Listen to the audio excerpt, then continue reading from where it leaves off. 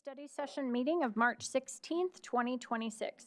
Members of the public are invited to attend in-person city council meetings in council chambers on the lower level of City Hall. Public access to tonight's meeting is also available on the Local Government Access Channel 8 for Comcast subscribers, on the city's YouTube channel online, and by telephone using the call-in numbers posted on the meeting agenda. Will the clerk please call the roll? Mayor Leidy. Here. Mayor Pro Tem Luke Van Hiramasa. Here. Councilmember Burns. Here. Councilmember Severs. Here. Councilmember Kondo. Here. Councilmember Roper. Here. Councilmember Goff. Here. Councilmember Nowicki. Here. Councilmember Leidy. Here. Thank you. All right, we have 3 items on the study session tonight. The first one is Water Supply and Drought Overview. Director of Public Works, Sarah Borgers, will present the overview. Good evening. It's good to see you tonight. I was just talking to my friends back here that it's been a long time since I've been to a study session. All right, so you may have heard there is an ongoing drought situation.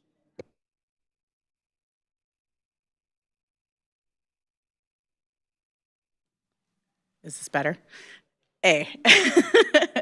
So you're starting to see things on the news, and we also are starting to hit that kind of elevated awareness. And so we're going to go through a few things. I have the button. I have control here. So we're going to go over the city's water supply. So where does our water come from? And an overview of our current drought conditions. So agenda for tonight, first we'll go through our water supply. Just a very high level, where does our water come from? Then we've got a drought management plan that was approved in 2021. We're gonna go through some of the basics of that. Go through current drought conditions, what we're currently doing to be prepared should we need to elevate our drought stage, and next steps.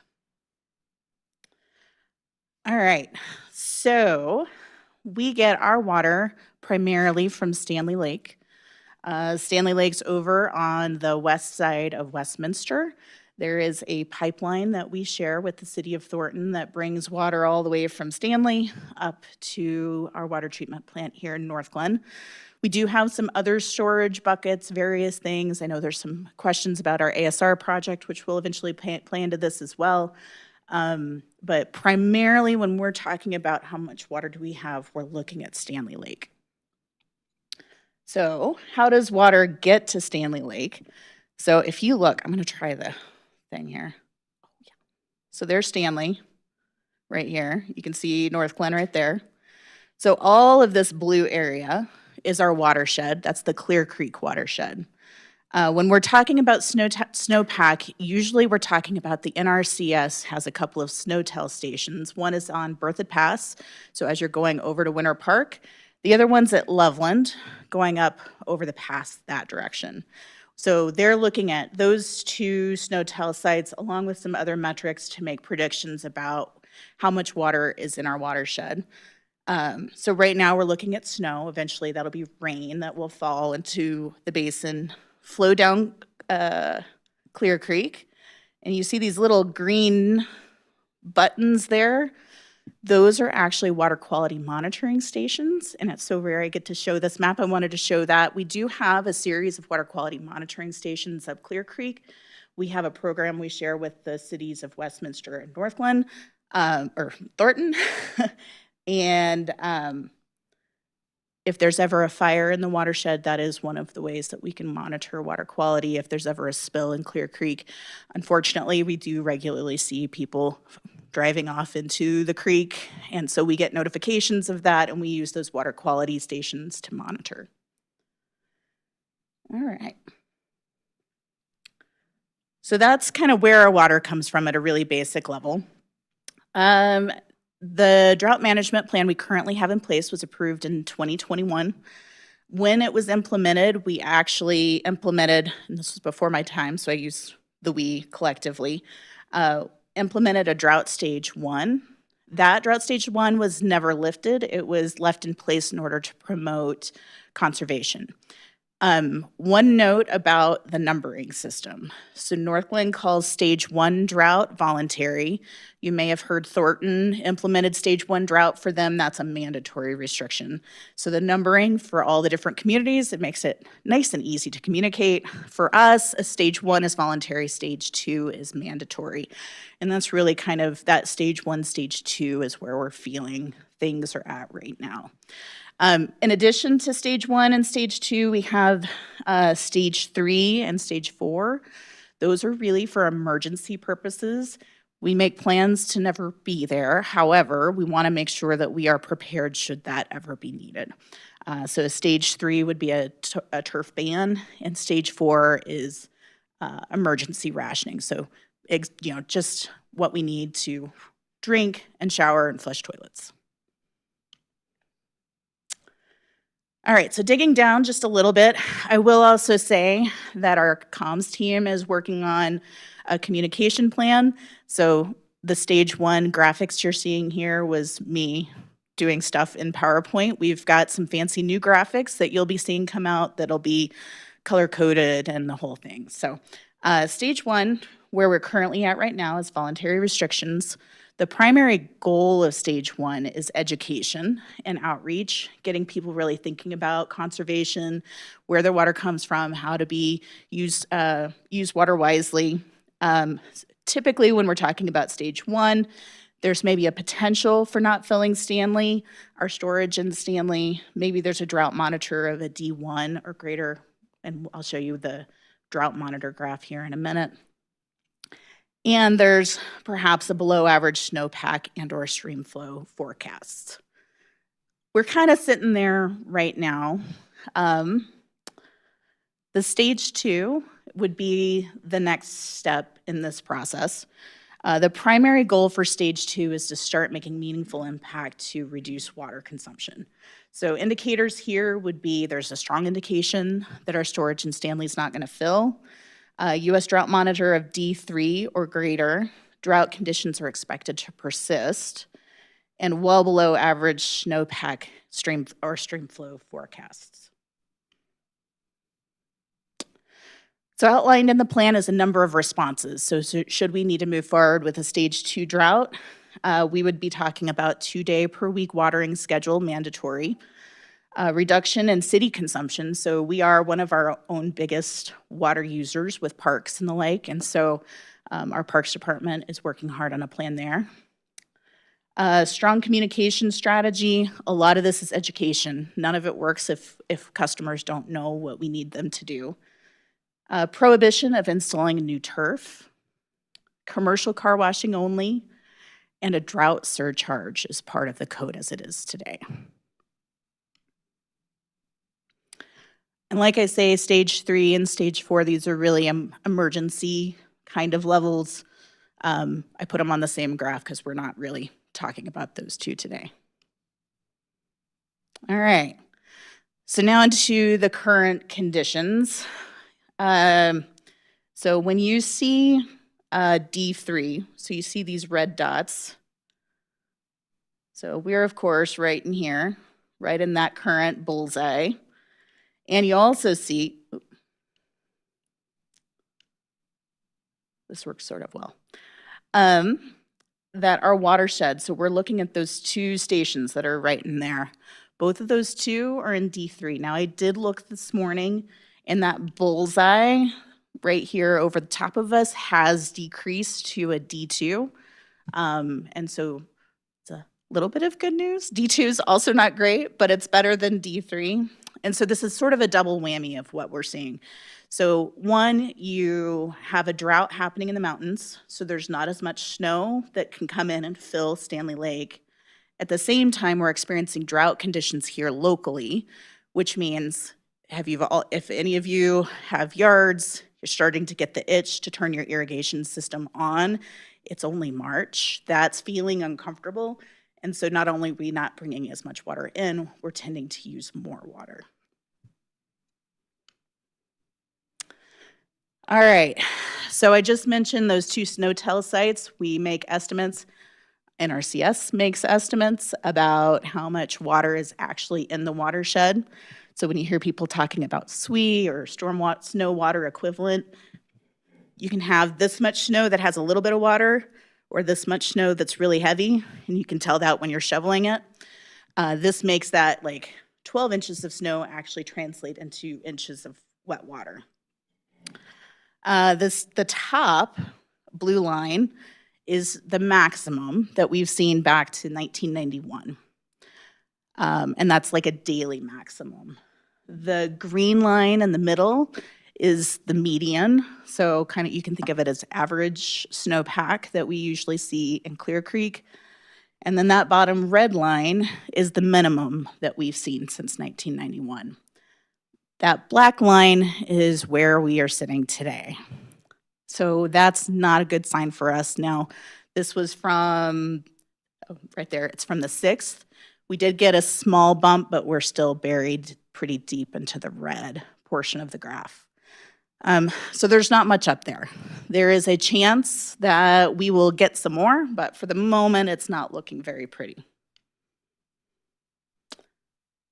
So in that regard, looking out in our seasonal forecasts, so these all come from NOAA.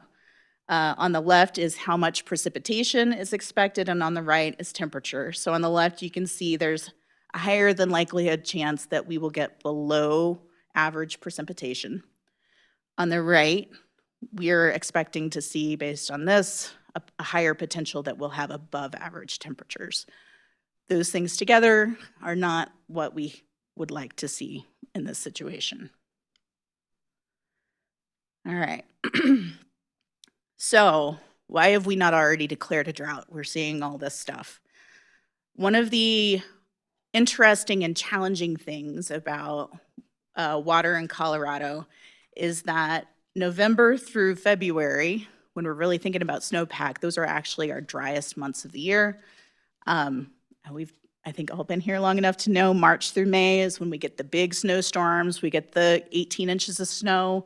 And so there's a lot that can happen in March through May. And so the balancing act of do we declare drought restrictions or not is taking this information into account with all of the other data points. I think there was a question about, is there, this all feels very qualitative, right? Not very quantitative. And some of that is, there is hard numbers, and there's also this projection that turns into a little bit of an art of where is our storage going to be this summer. So typically we will see our highest storage values in June. By the time we're in June, we're already halfway through the irrigation season. So we're having to make decisions about what our water supply will be kind of early in the process.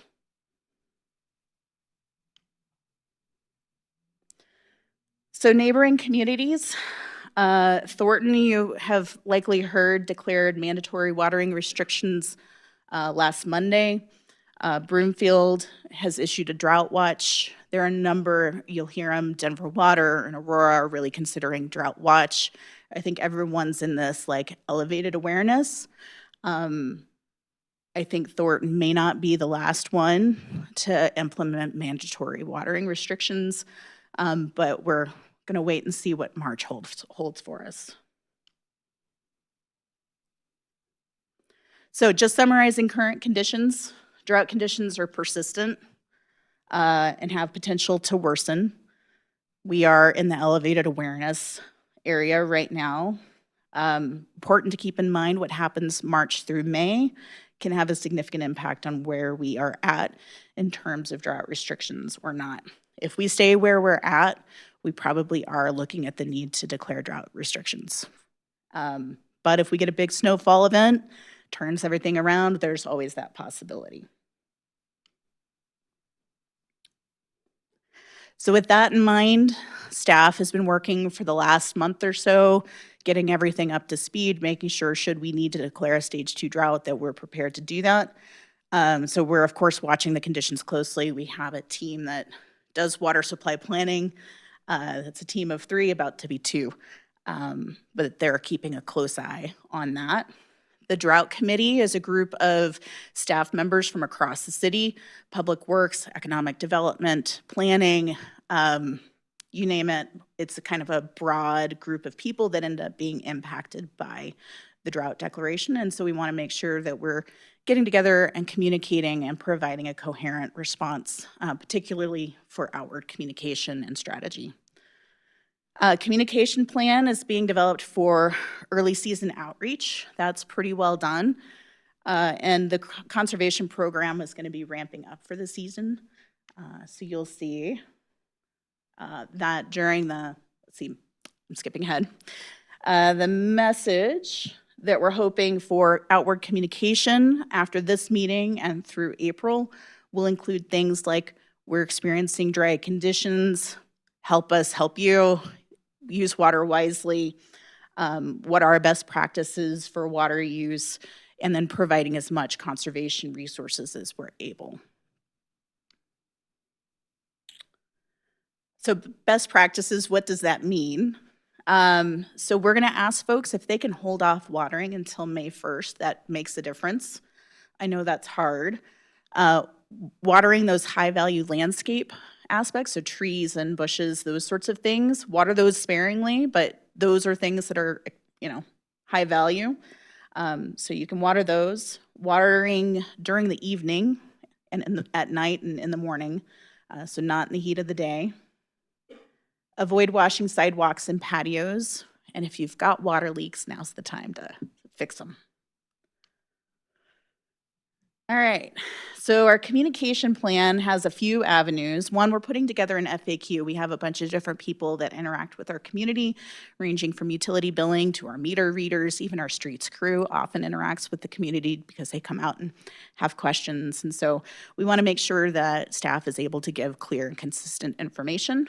We'll have that both in English and in Spanish. If we do declare a drought, our communications team has talked about making business cards with QR codes. So there'll be a little bit of basic information on the cards. You can snap the QR code and that will send you to our drought page where you can get more information. Social media campaign, website update with a prominent banner at the top. And then our connection newsletter. So the connection newsletter, April will be conservation focused. It'll have all our conservation programs. May would be, if there is a drought declaration, it would be information on that.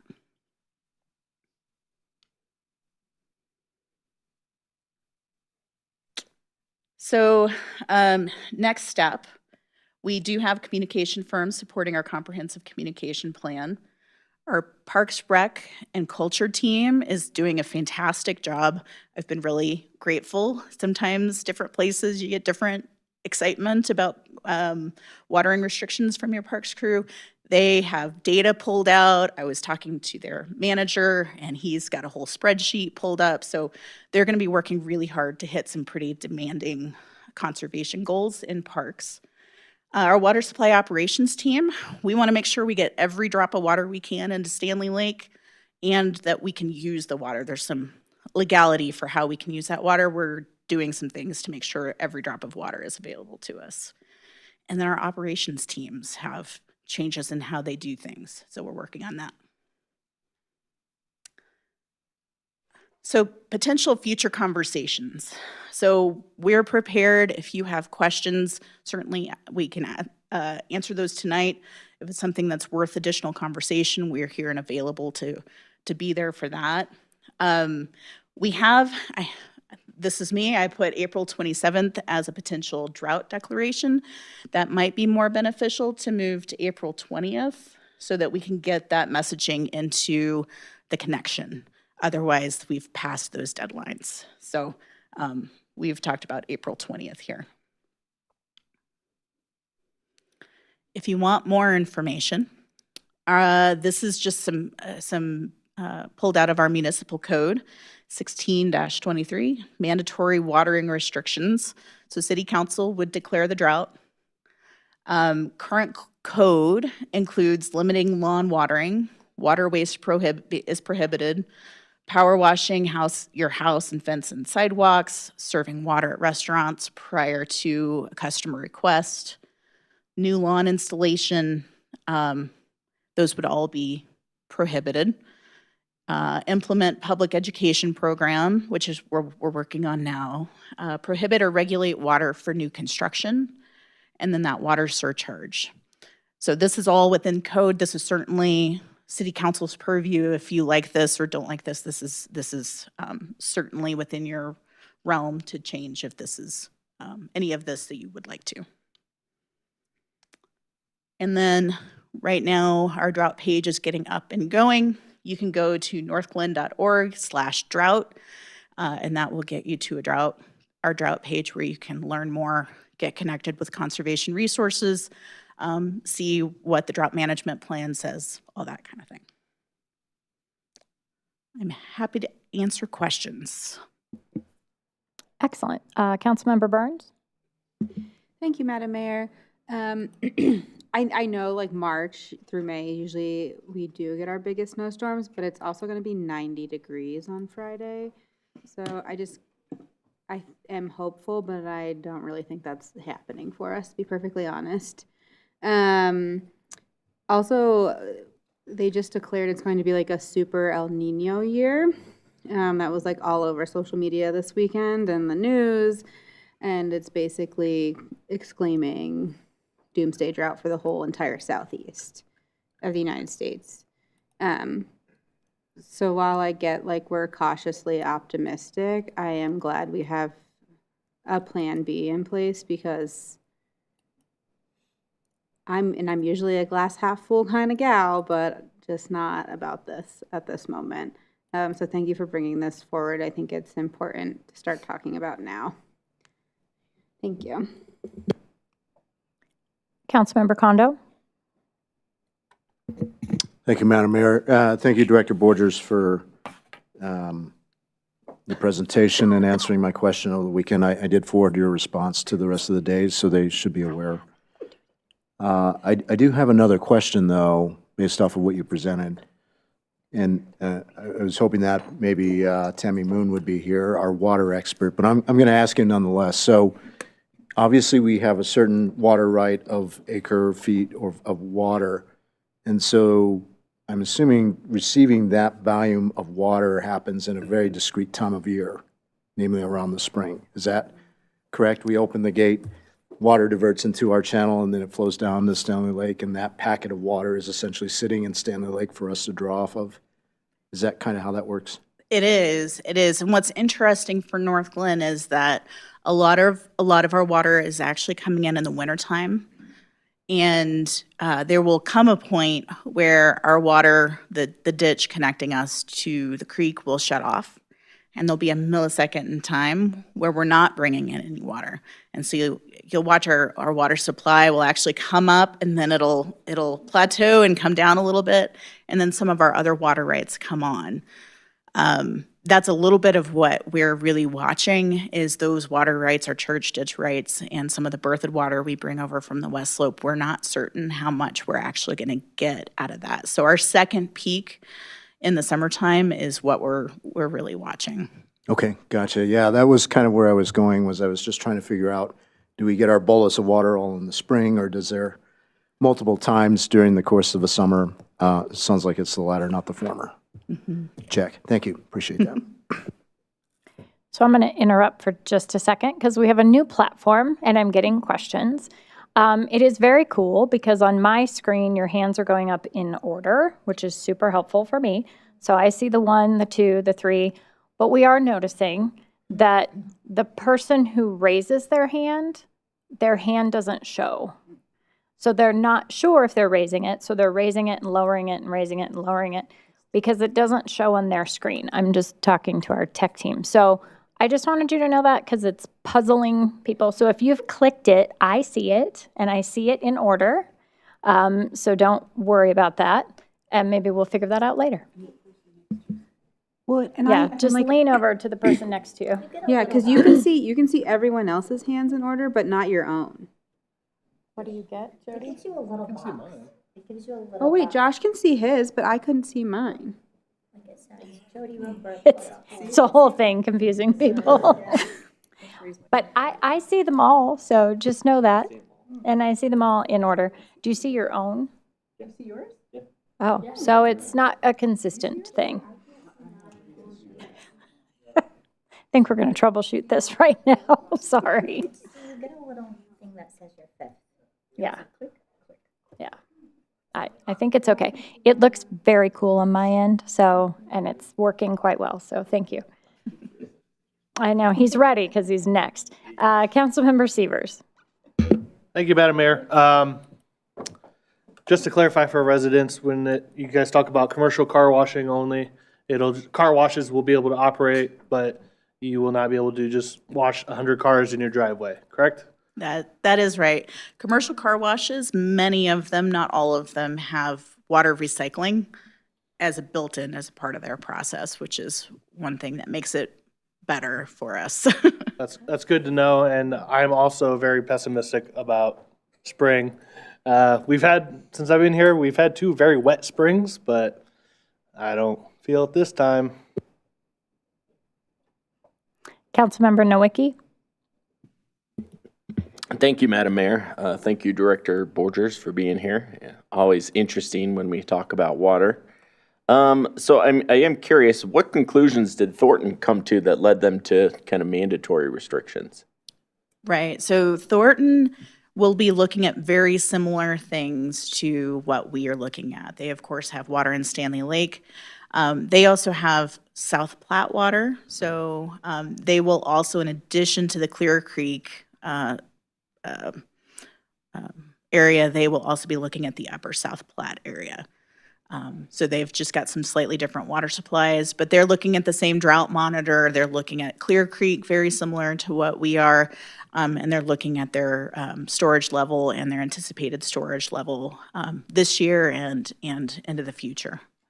Okay. And maybe you addressed this and I zoned out. What specific snowpack or kind of stream flow thresholds would trigger a stage 2 recommendation? Yeah. The indicators listed are kind of qualitative. Is there kind of a quantitative trigger? So if you look in the drought management plan, there is a quantitative trigger in terms of what is the storage level on June 1st going to be at Stanley Lake. And so from the drought management plan, if it's so our maximum is close to 7,000 acre feet. I use the word acre feet. That's exactly what it sounds like. Think of a football field, an acre that's 1 foot deep of water. That's what an acre foot of water is. So about 7,000 acre feet is full. If we're at 6,000 acre feet, that would be a drought stage 1, and 5,000 acre feet would be a drought stage 2. Now, that said, that's on June 1st, and we will likely have to make this decision end of April. And so a lot of it then becomes looking at all the different factors that go into, do we think that by June 1st we will hit this marker or not? Right now, that's not looking optimistic that we will have enough water to not declare a stage 2 unless we get some big precipitation. Okay, and I guess that's a nice segue. Are you able to say kind of the Stanley Lake storage right now versus same time last year? We are slightly below, not very far below where we were last year, a few hundred acre feet. But what's different this year is that we were versus last year. Last year we had snow in the mountains, and so that acts as sort of an additional storage bucket for us. That water comes down, we're able to fill Stanley Lake. Right now, we're looking at that snowpack and recognizing that there's a chance we're not going to be able to fill the bucket like we were able to last year. So we're fairly similar to where we were last year from a storage perspective, but we're not anticipating we're going to get a big runoff that will kind of bring us back to full. Okay, so even though I may look west and see snow on the mountains, that's not enough kind of snowpack in that region. Yep. Yes, sir. Okay, thank you. Councilmember Leidy. Thank you so much for being here. I just wanted to know, I was actually going to ask to bring this up.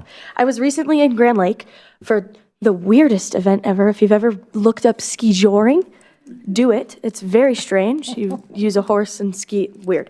They had to cancel the event because the snow was melting so fast, and they didn't even have enough. They had to bring in the ski, whatever they do to make snow, and then they had to cancel the event because that snow melted so quickly. And Grand Lake, you can't, I mean, you could rub your foot on it and it turns into mush. So that, it was really scary to see that. And then just driving through the mountains, we took the back way and none of the lakes are filled enough. And they're so low that you can tell that it's really bad. So I'm also not optimistic when it comes to the idea of having a runoff later in the summer. I do just have a question. Does this municipal code with the mandatory water restrictions, will that go hand in hand with our current code enforcement? Or is this something that our residents are going to be impacted because they can't use water, but then code enforcement is saying, well, you have to do all these things. So is this something that we also would need to look at later this evening? So I think this evening, I think we're hoping to keep that a more concise conversation, but it's absolutely one of the things that we've been talking about of how do we move forward with that from a policy perspective. Now, what I will say in most of the times that I have been a part of one of these, which has thankfully only been a couple, usually it gets rolled out where at least the first month you're doing a lot of education. So that would mean like utilities crews, like our collection distribution crews, maybe our streets crews are out and driving the streets and seeing what's going on. And if someone maybe doesn't know or hasn't seen the information, then it's really education. We've also been working on door hangers and the like and making sure that those are just education focused.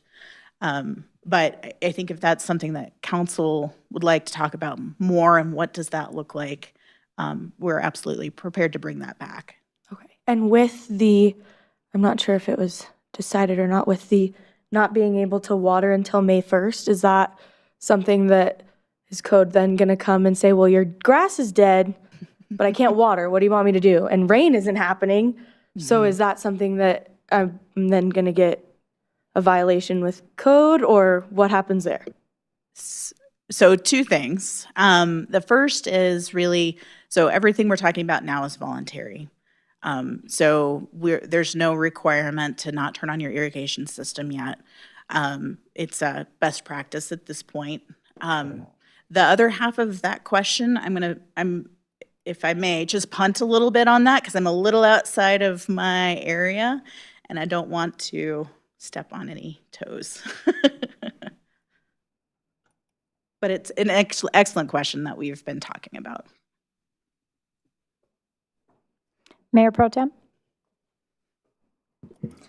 Thank you, Madam Mayor. Thank you for being here. First of all, I'd like to say I really appreciate the communications that you're putting out there, just because the more people know, the easier it will be to kind of mitigate this situation. It's not looking optimistic, and I don't feel very optimistic about it, especially with summer coming in next week, apparently, with the weather. I think Councilmember Burns mentioned that, so I feel the same way. I had a couple of questions. Actually, some were already asked, but drought surcharges, I forgot which page that was on. Could you talk a little bit about what that looks like? So drought surcharging would come into effect when we declared a drought stage 2.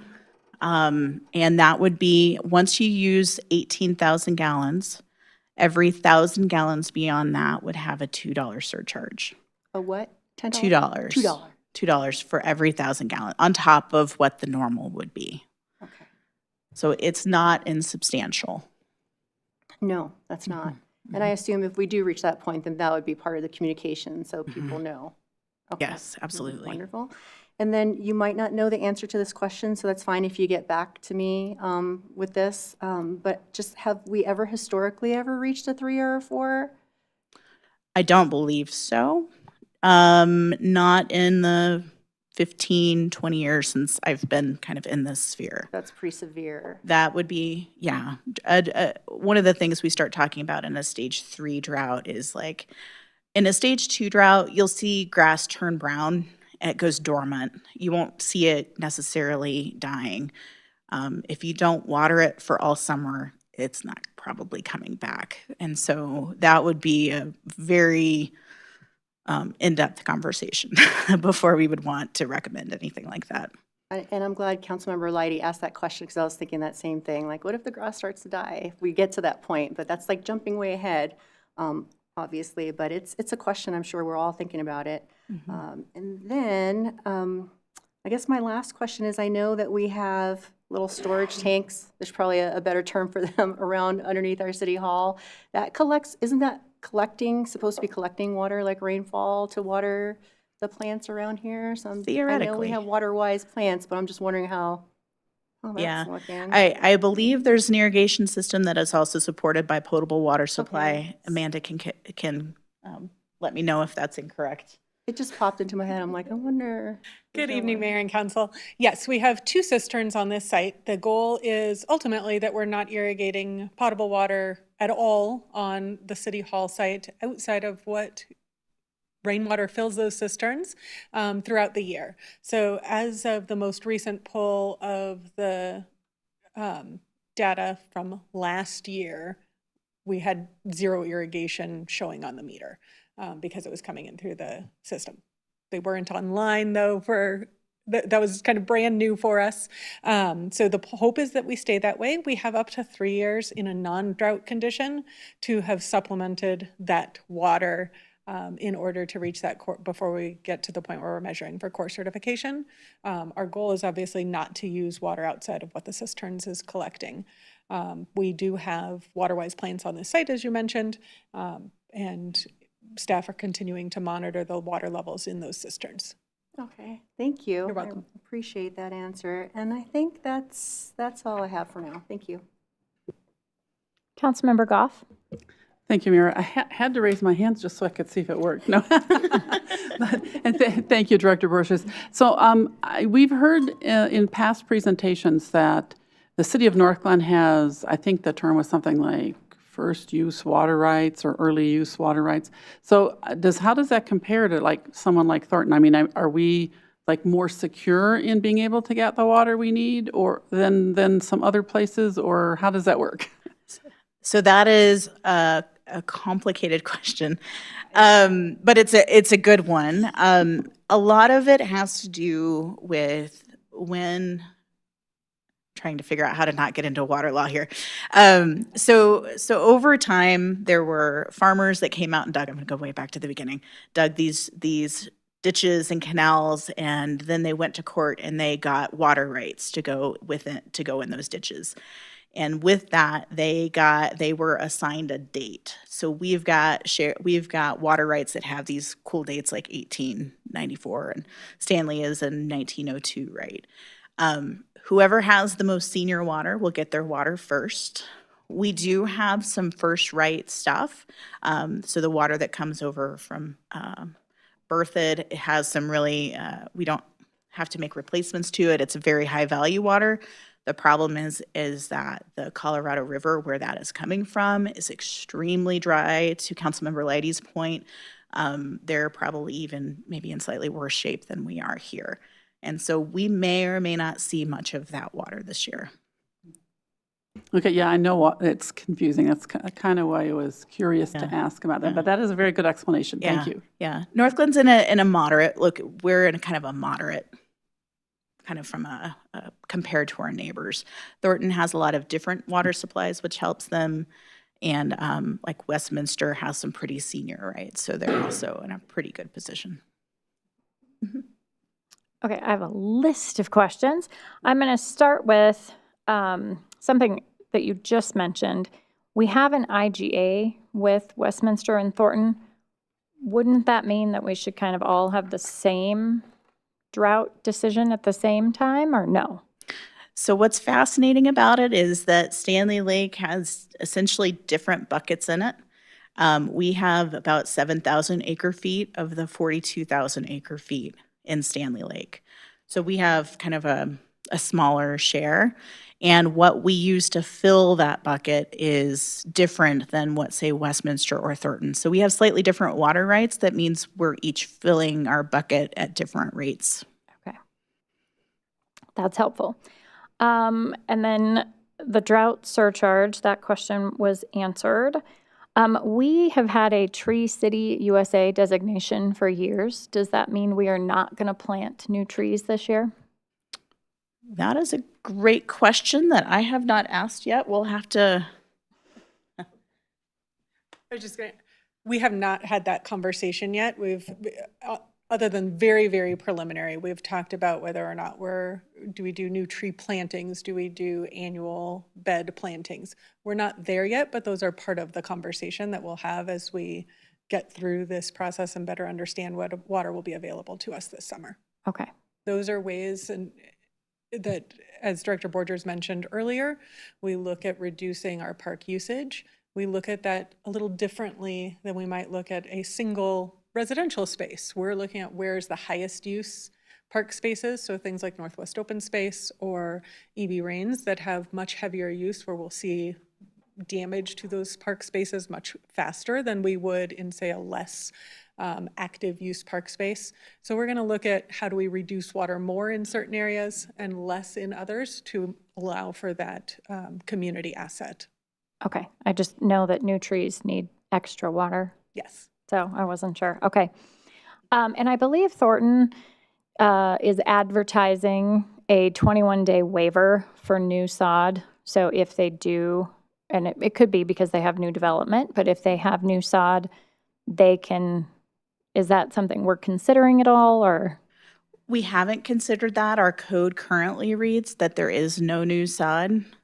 There's pros and cons to that, and certainly if council would like to see new sod get added, it does use quite a bit of water. It can also put people in uncomfortable situations if they need to install sod and can't. So that's absolutely something that we could bring for your consideration. Okay. What sort of conversation or collaboration has taken place with the HOA? To date, we haven't done a ton of reaching out to the public. We wanted to make sure that City Council was fully aware of what was going on and you knew kind of what our game plan was. Okay. So that will be part of our conversation. Also, we're making sure to include direct remoting to make sure we're including all of our businesses and that kind of thing as well. Okay, because I know some of these things are going to contradict themselves and put residents in a tricky position.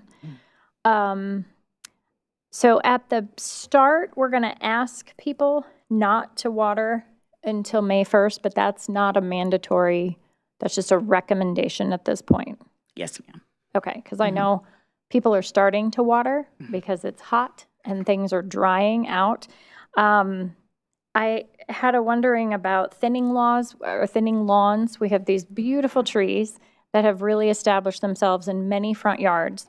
And what happens is over the winter, the roots are, growing as they do. The lawns thin out. And so it usually takes April to May to reseed and kind of revive a lawn. If we're not allowed to do that, we're going to lose entire front yards. So I'm just wondering if that's going to stay a request, if we make the determination of a drought 2, and then that just goes, you can water 2 days a week? So from a timing perspective, what it would look like was we will come to you April 20th. Side note, that's a study session night, so that would have to be a special meeting. And council, it could say, the drought stage 2 starts on May 1st. And so that gives March and April before drought restrictions would start on May 1st. Okay. Because looking at the weather forecast, I think you're going to see more and more sprinklers come to life in the next few weeks. We're going to see that quite a bit. And it also says 2 days. How is that monitored? So what it will likely look like is an odd even calendar. So if you have a home that has an odd number address, you would say water on Tuesdays and Saturdays. If you had an even number address, you would water Wednesdays and Sundays. The other 3 days would be for parks, HOAs, commercial areas that don't have a 2-day watering schedule. They're just trying to hit a reduction goal because sometimes it takes them longer to get through their systems. So we would know, hey, it's this day of the week, only even number houses should be watering. And that way we can monitor it because all the houses on this side of the street, hopefully, are even numbered houses. The other side of the street would be odd. So it would be a lot of us being out in the community. Okay. So 2 days a week, but that doesn't tell me once a day. It doesn't. It doesn't. And so we will see more consumption happening on those individual days. Okay. Overall, we do typically see a reduction. I've seen anywhere from a 5 to a 10% reduction in my, thankfully, like I said, I've only done this a couple times, but Okay. you do see some reduction, but we see a lot of consumption on those days where people are watering multiple times. Okay. And then if code, I mean, I know it's a separate conversation, what that enforcement looks like. Is it a photograph? I know way back decades ago, the last time this was really an issue, Arvada was doing drive-bys and they would take photos and you would get like a photo radar ticket.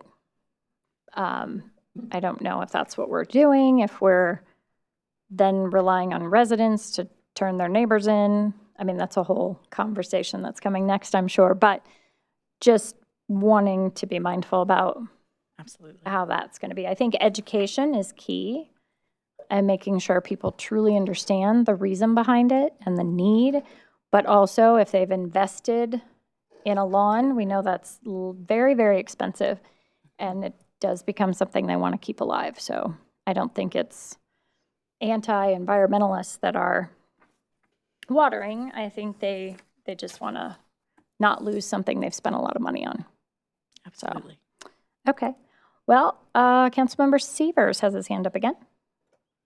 Thank you, Madam Mayor. I know that, again, this is code enforcement's not necessarily your jurisdiction, but I run a property in Aurora. A few years ago when we had restrictions, it was 2 days a week.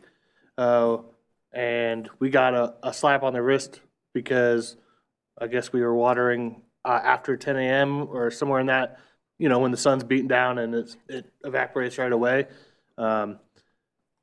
And like, for example, also, I know that, so it'd be good to give a warning instead of straight to fine or whatever. The other thing is, as I have a property and we already turned on our irrigation a month early. I already told our residents and staff that it's not for irrigation yet. It's more for like grass fire prevention if it comes up. But yeah, you're gonna definitely see properties turning on irrigation. Thank you. So I don't see any other hands. Does anyone else have a comment or question? No? Thank you very much for bringing this forward. May I ask, is it something that you would like to move forward, bring something forward for code enforcement related to drought? Is that a conversation we need to? Absolutely. Okay. Absolutely. make They're sure going to I- overlap. They're going to overlap for sure. Okay. Thank you.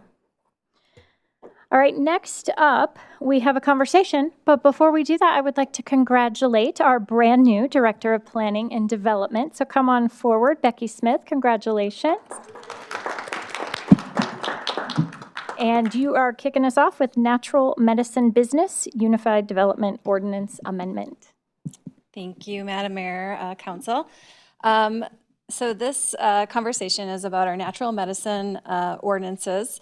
Back in October of 25, City Council adopted CB 2030, which regulates natural medicine businesses through land use provisions.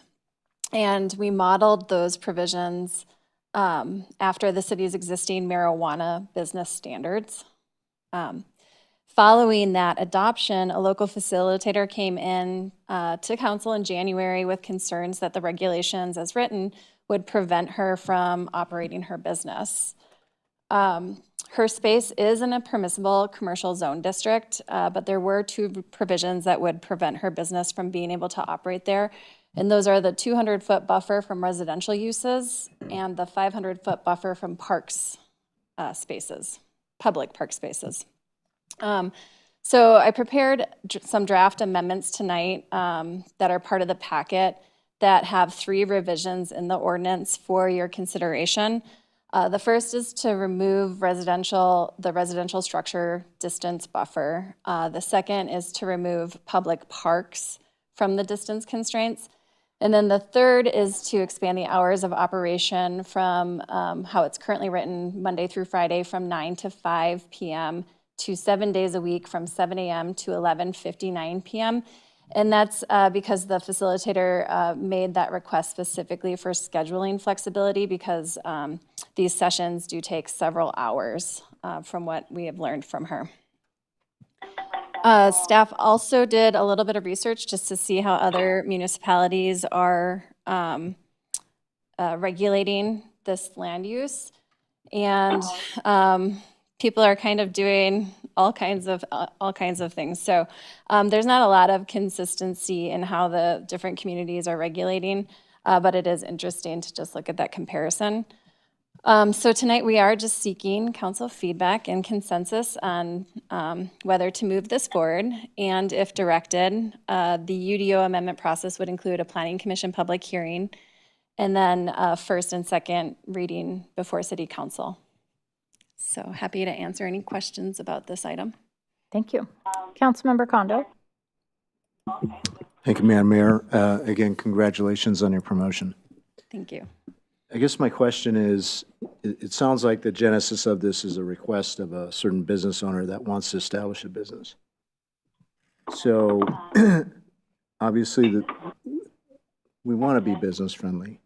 But the other thing I'm concerned about is if we make these changes, are we setting a precedent that, and I see our city attorney has already pushed his button there, are we setting a precedence that will say, hey, other businesses can also kind of put their special requests into the city and we might bend over backwards for them? So, City Attorney Hoffman? There's not an issue of precedence, but I do think it's worth a little history. This was originally brought to you in January of 2025 in a study session. The October ordinance was a result of the direction we received that from a regulation, a time, place, and manner regulation, you wanted the most stringent time, place, and manner regulations. And so therefore, that's what the ordinance reflects. It is up to you how to regulate what you can regulate. But what the city cannot do is license. And so the only authority you have is to do things like distance limitations, things like hour regulation, things like odor regulation. It was not intended, nor can it, under Colorado law, have the effect of excluding them altogether from the city.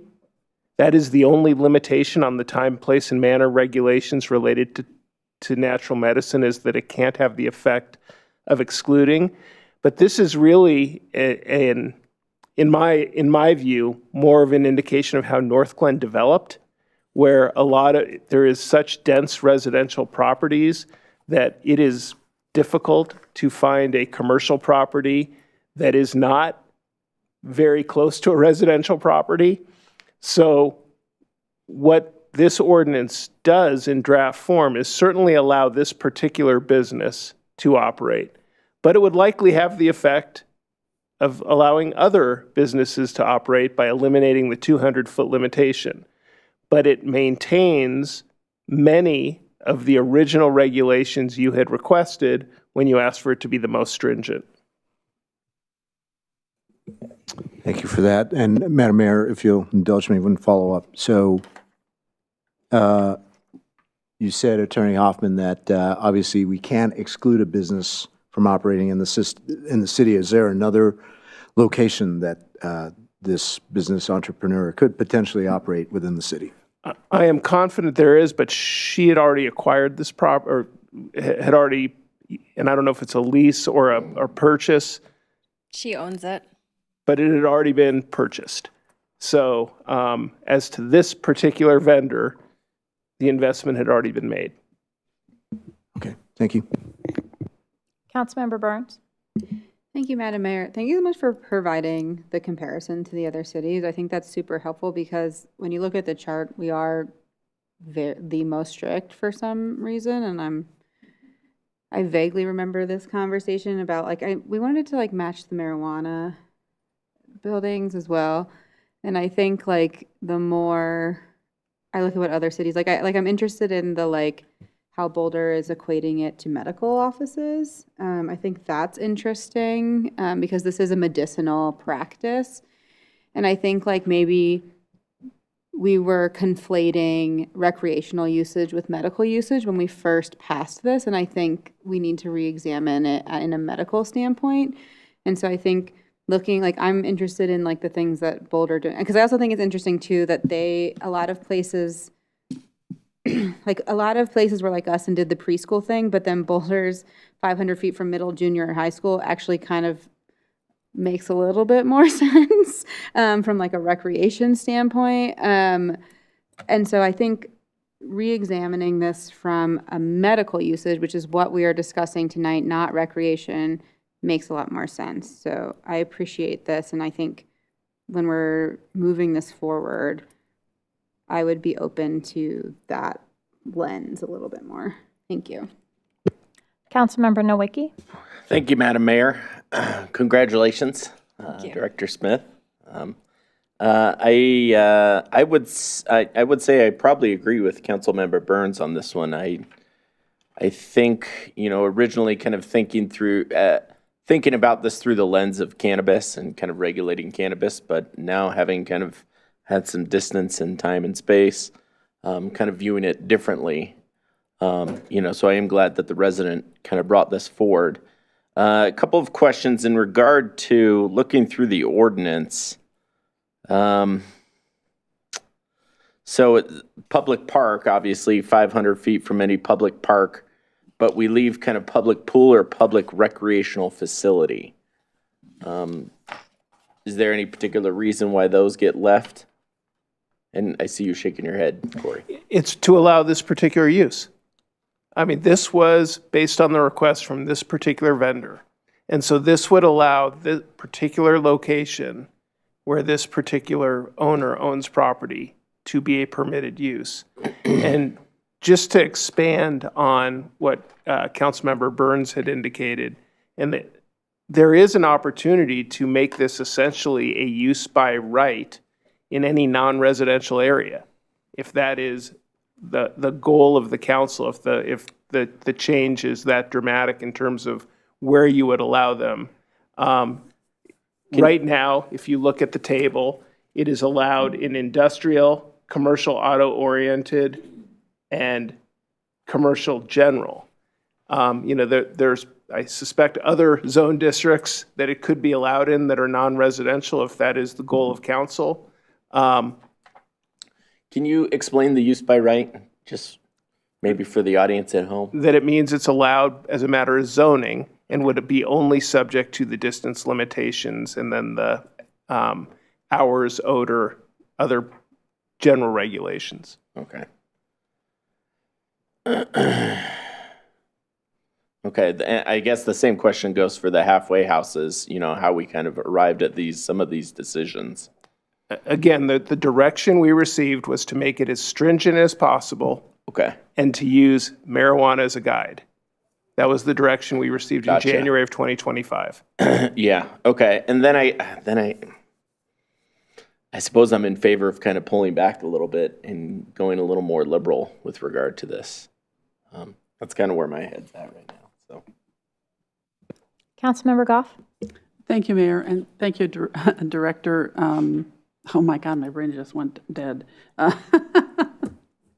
Anyway, I was going to say Becky, but we're not supposed to go by first names. I feel like this is a kind of one of the dilemmas of local government in that we had hearings, but we didn't have this particular person who would be affected by this come to the hearing to tell us about how it would affect her and, sort of explain the procedure. Because if I'd heard all that information, then I would have wanted to change. I wouldn't have wanted to go the way we did. So I'm fine with the changes. I don't think it's catering to any particular person.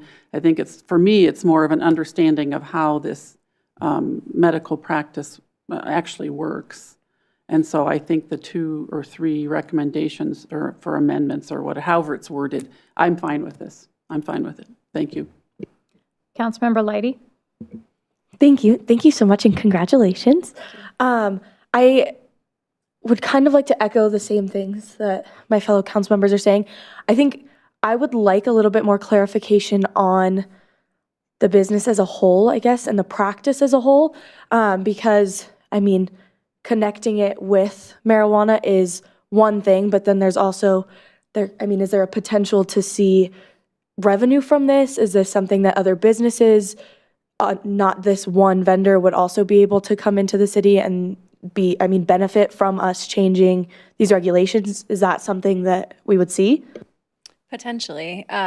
So as long as another business that wants to come in meets the new distance requirements, which are likely to be the case now that we've removed residential specifically, but also the park distance might also help a business locate, could open up that possibility. And then as far as the practice, I know kind of just what I've learned from the business owner, but really it is people consuming in the office and staying there until it's gone through their system and gone through the therapy session. So it can take hours and hours and hours, which is why they requested the consideration for changing the time. But with the inability to license, there's really not an opportunity for revenue to the city of Northglenn, because that's only at the state level. Probably the only thing that would be subject to revenue is use tax on a one-time basis for the type of personal property that they would acquire for the business. But beyond that, there's not really, it's not a revenue generating opportunity for the city of Northglenn like marijuana is. Thank you. Well, I asked for this to come back because I was concerned when the business owner came and spoke, partly because there had been some expenses incurred that, lots of money was invested so that she could open this business. And I think as far as setting a precedent, I do think we are responsive to residents all the time. And when they come and they talk to us and we assess and we do our research, we learn a ton. And I know we learned a lot about this business and, the need for longer hours and all of that. I don't think we fully understood the consequences when we made the decision the last time. I think the attachment number 1 is extremely helpful and very thorough. So thank you for providing that, because it helps give us the context of everyone around us. And we did take the most restrictive approach the first time. And after hearing from a business owner, I do believe it's the right thing to do, to scale that back, make a change, and hopefully have a thriving business in our city. Councilmember Kondo? Thank you, Madam Mayor. I only have one other question, and I guess it's more business operations, but I did see at the table that we are mandating or making a requirement for some odor mitigation or filtration and things of that nature. Because what I'm thinking about is, okay, if we're narrowing that setback standoff distance, are we potentially, I don't know the nature of this business, but does it put off any fumes, odors, or anything like that that could be potentially considered a nuisance by residents that are already living there? Yeah, I unfortunately don't know enough about it either to know if there's any odors, but the ordinance right now as written does require that ventilation or air purifiers be put in to mitigate any potential odors that are produced. And so it doesn't specify what type of system is required, but that there is a system to mitigate that. And so essentially, if there was an odor situation, we could go in with the code enforcement and address that. Okay, thank you. So I think we heard from quite a few council members that we are in agreement with the amended ordinance to then take forward to the next step. Mayor, if I could, I just want to, I want to make sure I understand the direction, because I'm not sure it goes far enough. Because at least some council members have said there was a desire to make it even broader. This would allow this particular business, but only eliminate some of the distance limitations. If that's council's direction, I just want to make sure I'm hearing it correctly. because we can certainly, to use, I think, Councilmember Nowicki's term, liberalize it further if that is the desire. I want to make sure we're delivering what you want. Does anyone want to clarify? I mean, I think we're just approving the one that was presented, but Ye- Councilmember Nowicki, do you have more to add? Yeah, well, really around the public pool, the public recreational facility. I mean, if we're taking out we're removing public park, I don't really see a case for keeping the pool or the public recreational facility. That would, I guess, be my suggestion. The halfway house, again, going back to Councilmember Burns' point about treating this as kind of medicine and kind of using it in kind of an outpatient kind of format in like a doctor's office. I mean, the halfway house, I mean, half in that distance. But again, I'm kind of open to discussion. I don't necessarily know, like without kind of seeing a map and seeing, I'd want it to go in like these businesses, but maybe not near. I don't really know. So just kind of throwing it out there. Councilmember Leidy? I just have a question because I'm not sure how it all connects or works. I was looking at the section that you had about Boulder. So I just looked up their little ordinance, and they have a whole page on their website that explains basically like how to look up the permits, all those things, I guess. Is their outline something that we could use to adjust or liberalize it, as you've said? Well, I think what Boulder does on its website is explain the state licensing procedures, which is, again, that's the differentiation. The state does the licensing and has some minimum requirements, and then we can determine where they can be located. It also had their ordinance that they passed in January. So I just was looking and seeing if that was something that we could bounce off of together. Councilmember Burns? Thank you, Madam Mayor. And I think the what Erie did, it's separating out healing centers versus all other natural medicine centers is a good idea, especially with like around hours of operations. And I think again, separating out a medical facility versus, because a lot of the times like natural medicine and the space is a big treatment hub for like PTSD and veterans and that sort of space. So I think that's where I'm coming from, is this lens of more equating it to like medical marijuana, like that. And that's why I brought up that differentiating, because I think when we put this forward, it was around recreational marijuana. That's what we wanted to map it to. And it's not apples and oranges.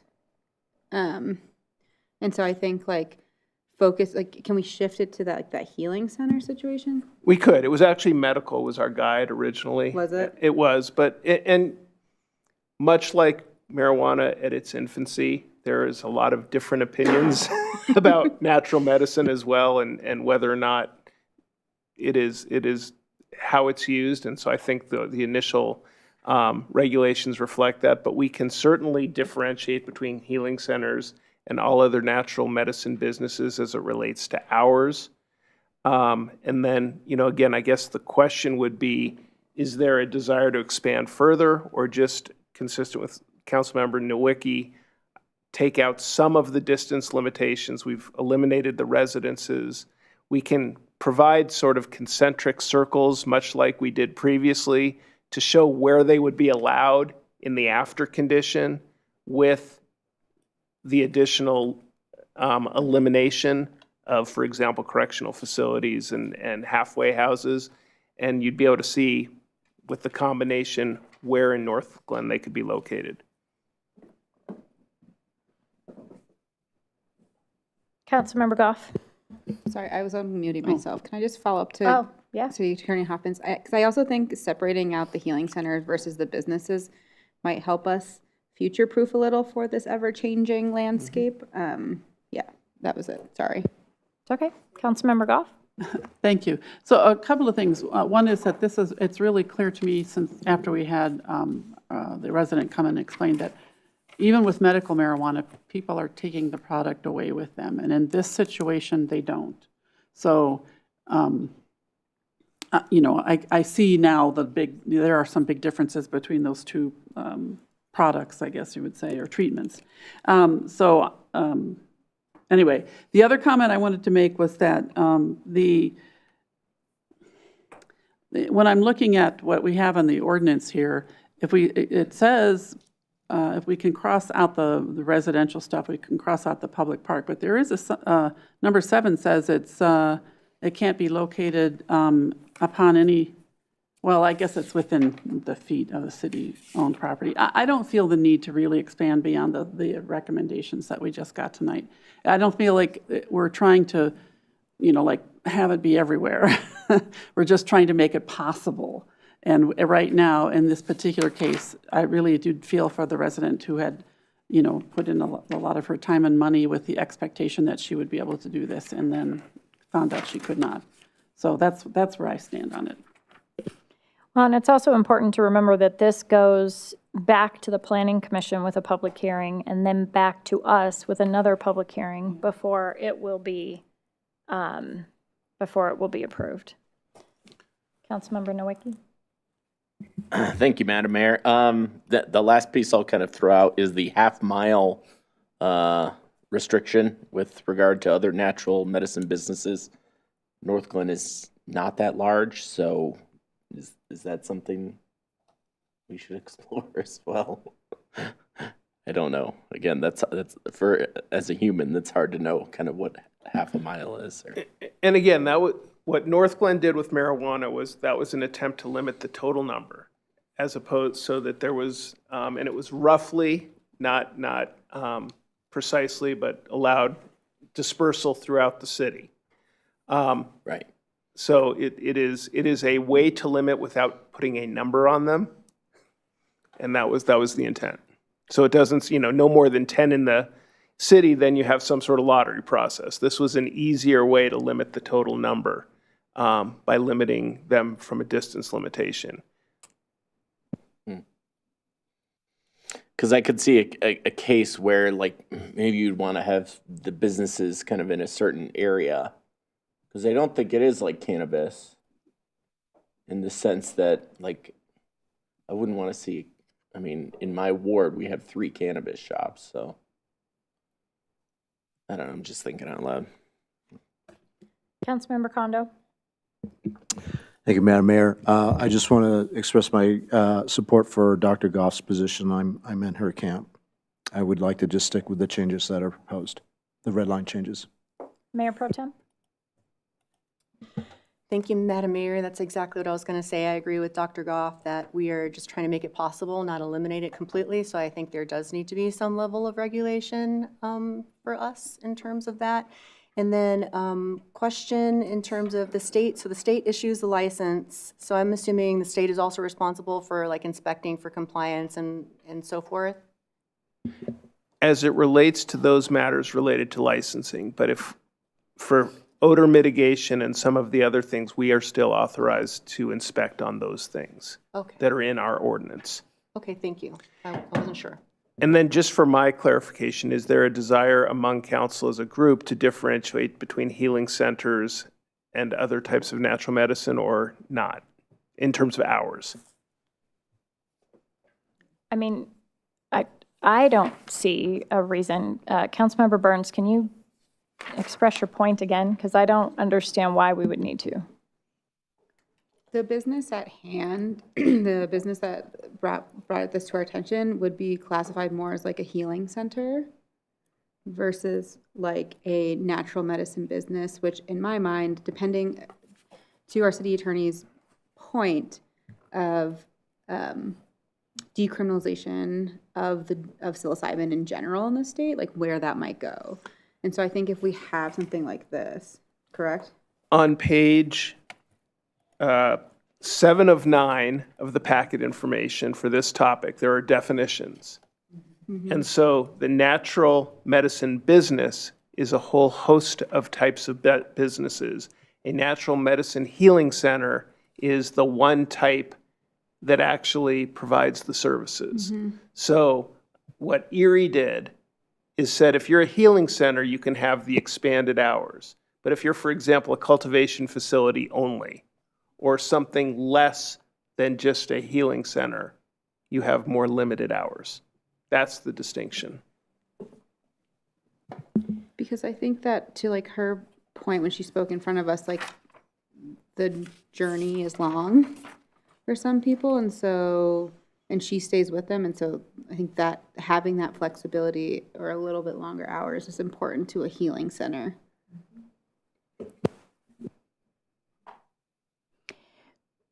So to your definition, Mr. Hoffman,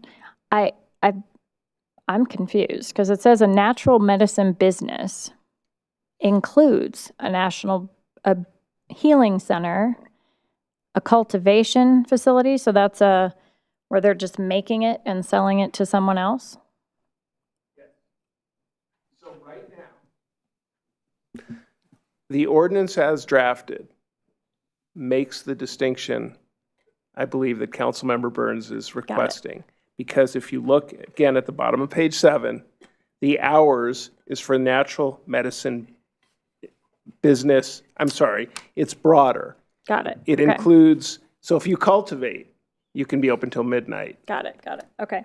And so that's really the distinction we're talking about. Whereas if you were just a healing center, Thank you. that's where the treatment is provided. There may be a manufacturer in Northglenn.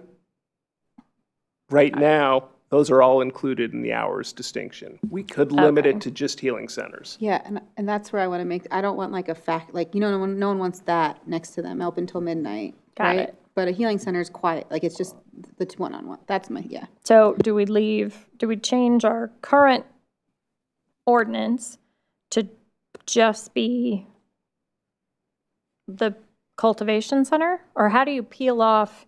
We would revise subsection 3 Okay, to have different hours for a healing center as opposed to the rest of the natural medicine businesses. okay. That does make sense now that I understand the difference. So thank you very much. I am in support of differentiating the two. But I also think we should just leave it as amended, agreeing with Councilmember Goff after that differentiation. Councilmember Leidy? Thank you. I just want to clarify, I think, I'm trying to connect the dots in my brain. So if we clarify it, how you were saying, does that take off the Monday through Friday as well? Because in here it just says natural medicine businesses shall only operate between the hours of, and then it cut off 9 a.m. to 5 p.m. to 7 a.m. to 11 p.m. and then cut off Monday through Friday. So I think what the current proposed revised language would be is for natural medicine healing centers to be Monday through Sunday from 7 a.m. to 11:59. The remainder of the natural medicine businesses would be authorized from 9 to 5, Monday through Friday. Thank you. Okay, I am fully in support of that then. Mayor Pro Tem? Thank you, Madam Mayor. I was just going to say that I'm in fully support of that as well, differentiating. And then just a quick question, because I really don't know how these businesses work. For the natural medicine businesses are not the healing centers. I know the healing centers, according to the lady that spoke, they stay there while they're being treated. Are they allowed to take product with them in the other centers? Like, I have no clue. Just curious. I believe the answer is no, Okay. based on the state licensing regulations. Okay. I just confused myself there for a second. All right, thank you. Councilmember Goff? Thank you. One last quick question. So what about, I can't remember if the woman who came to speak said this or not, but if you had a healing center and you were cultivating the product for your own healing center, what category would that fall in? That would fall under the healing center Okay. because you're providing the service. Okay, all right. I think I'm fine with the differentiation as well. Okay, so I did hear some support for amending just as written. Are we okay with that? Yeah, and then with that differentiation? Okay. All right, hopefully that was clear. Thank you for sticking it out with us. Okay, next up, I think we have a fun activity, neighborhood services, discussion number 3.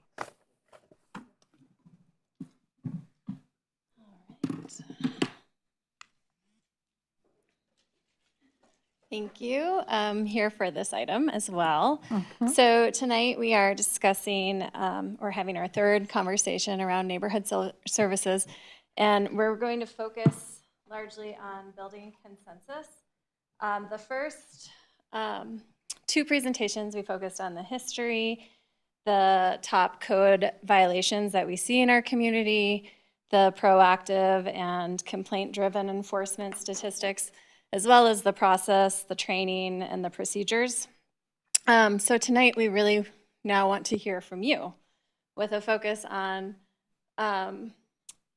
perspectives that diverge and working towards reaching some collaboration and consensus on how to move forward in a direction that meets all the city's values.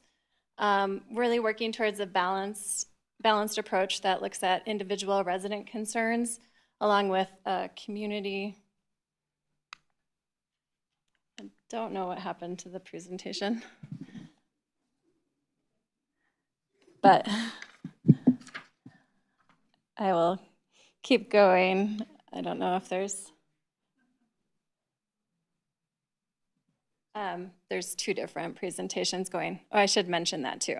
There will be this screen that will show our Menti exercise results, and then there's this screen that has the PowerPoint presentation. Anyways, I'll keep going while we look into those issues.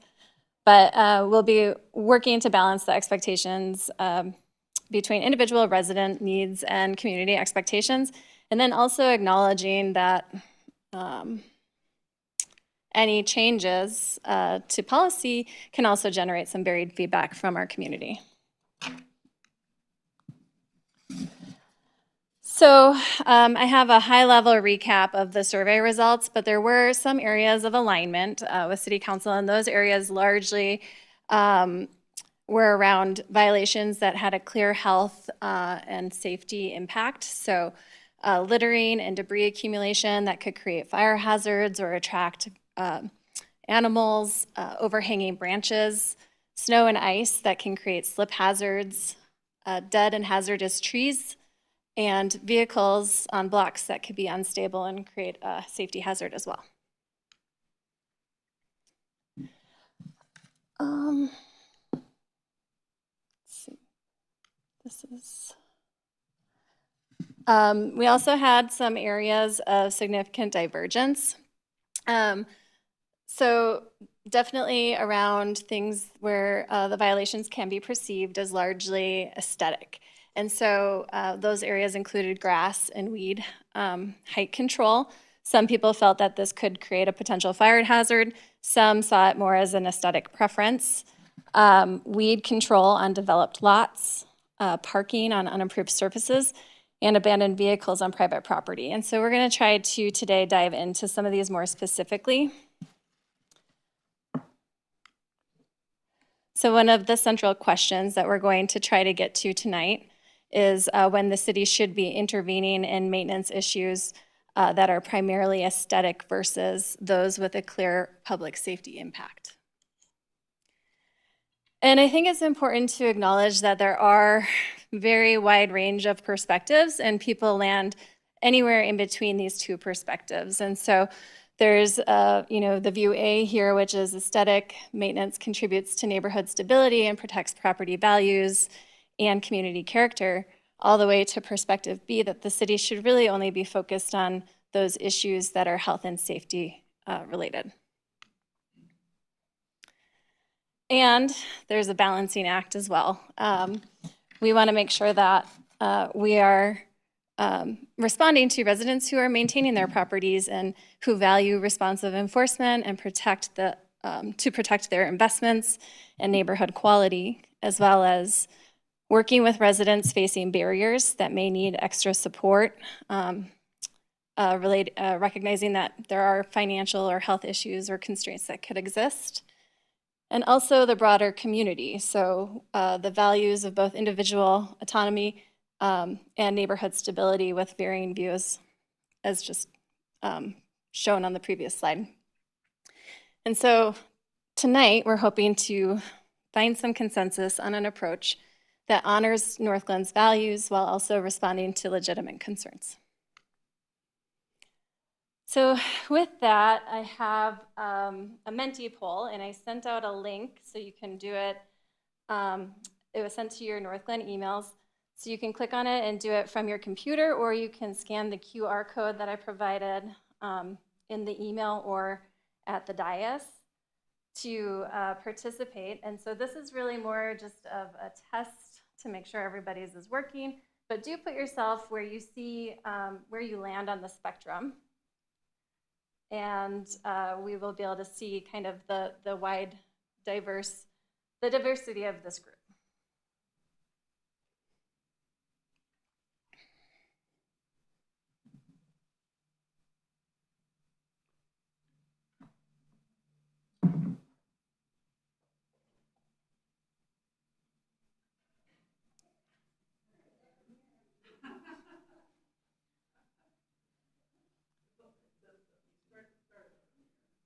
Yep.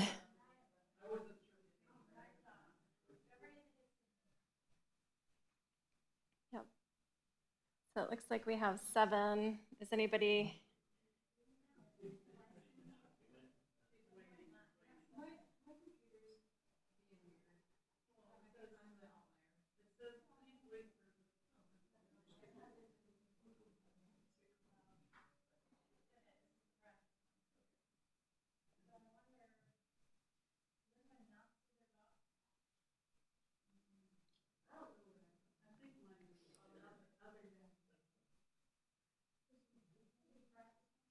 Yeah, I can clear this and we can try again. So we will clear this. Okay, let's try again and see. And it's you can do it from a phone as well if your computer's not working. This is anonymous, and it won't. The results will save here, but not to an individual that's taking the survey.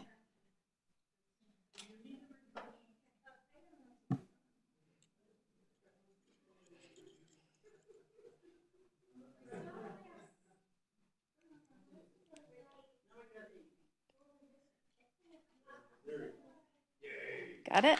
All right, great. Okay.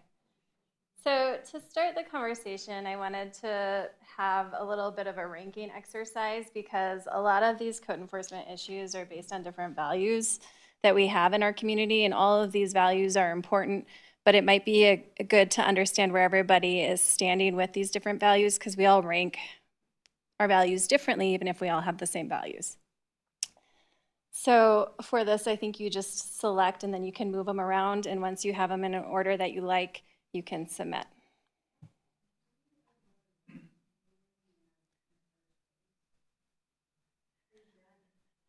You can, And you can move your little thingies up and down. I've been playing with. yeah, if they're not in an order that you like, you have the opportunity to move them around before you submit.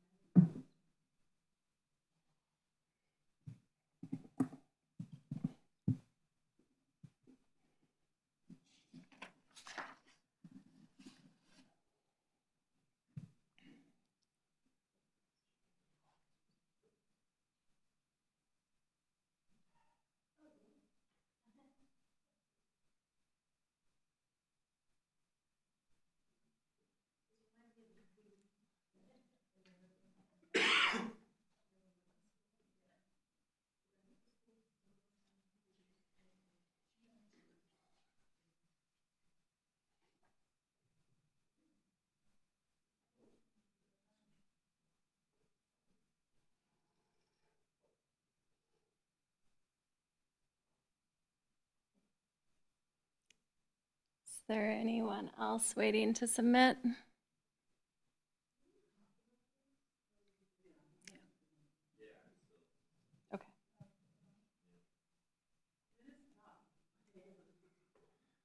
All right. So there is a clear prioritization, I think, of public safety and health, but then there are some competing interests as well that are ranked here, including economic equity and accessibility, as well as community character and appearance, which are two values that don't always work together, right? So I have some questions on this slide that are just to really garner discussion and hopefully build us or help us find some alignment on some of these challenging topics. And the first is, how do we define the threshold between aesthetic concern and legitimate community impact?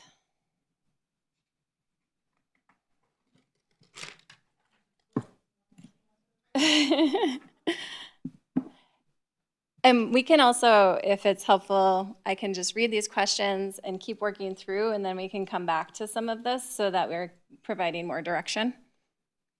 So another thing to keep in mind is, what role should resident complaints play in determining enforcement priorities?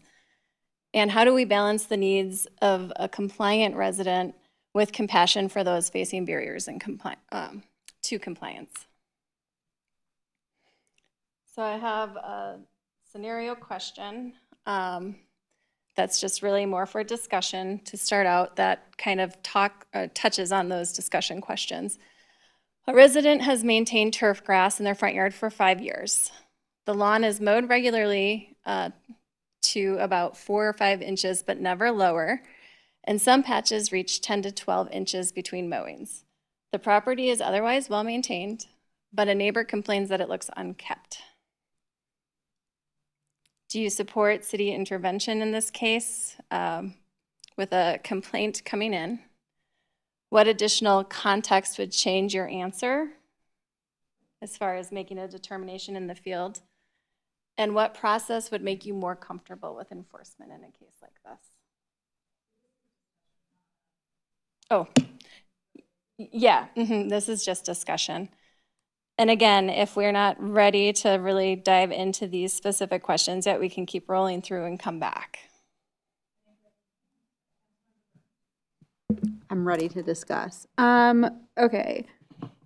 I think it's so interesting that we put community character and appearance at 3 when we just had this drought discussion. Okay, vibes. Okay, so would you support city intervention in this case? No. Somebody is just complaining. They mow their yard, maybe they're busy. I know a lot of my neighbors are working multiple jobs and work 6-7 days a week, so they get to it when they can, right? So, no. Would additional context change my answer? I don't know, probably not, because there's historical data here that they've maintained this front yard for 5 years with no safety concerns, no nothing. They're just busy people. What process would make me comfortable with enforcement? You're gonna have to twist my arm on this one. Maybe a door hanger, or maybe we can send a neighborhood kid to mow their lawn for them and help the local economy and neighborhood kids. That is my vibe on this one, because the rest of their property is fine, right? This to me reads like a busy family, a very average family, juggling multiple jobs or whatever. Councilmember Kondo. Thank you, Madam Mayor. I kind of feel the same way as Councilmember Burns. And so if there was any kind of city intervention, I suppose it wouldn't necessarily just be sending over a code enforcement officer. Maybe it's more like crew or somebody, because you never know. There could also be a little bit of a neighbor-to-neighbor spat going on there. So maybe an approach with crisis response unit, kind of unpeeling the layers of the onion, understanding if there's a neighbor-on-neighbor thing happening, or perhaps maybe, as Councilmember Burns suggested, that it's a family that's having some difficulties, or a senior citizen that, I don't know, maybe they had an injury and so they're not able to mow the lawn as frequently as they used to before. That would be kind of how I would, if I were in this scenario, how I would like to see that play out. So I am kind of answering, I hope, bullet points 1 and 2 And then, yeah, depending on what the circumstances are, obviously, we want to educate and inform first as opposed to, applying more rigid discipline or mechanisms. Councilmember Goff?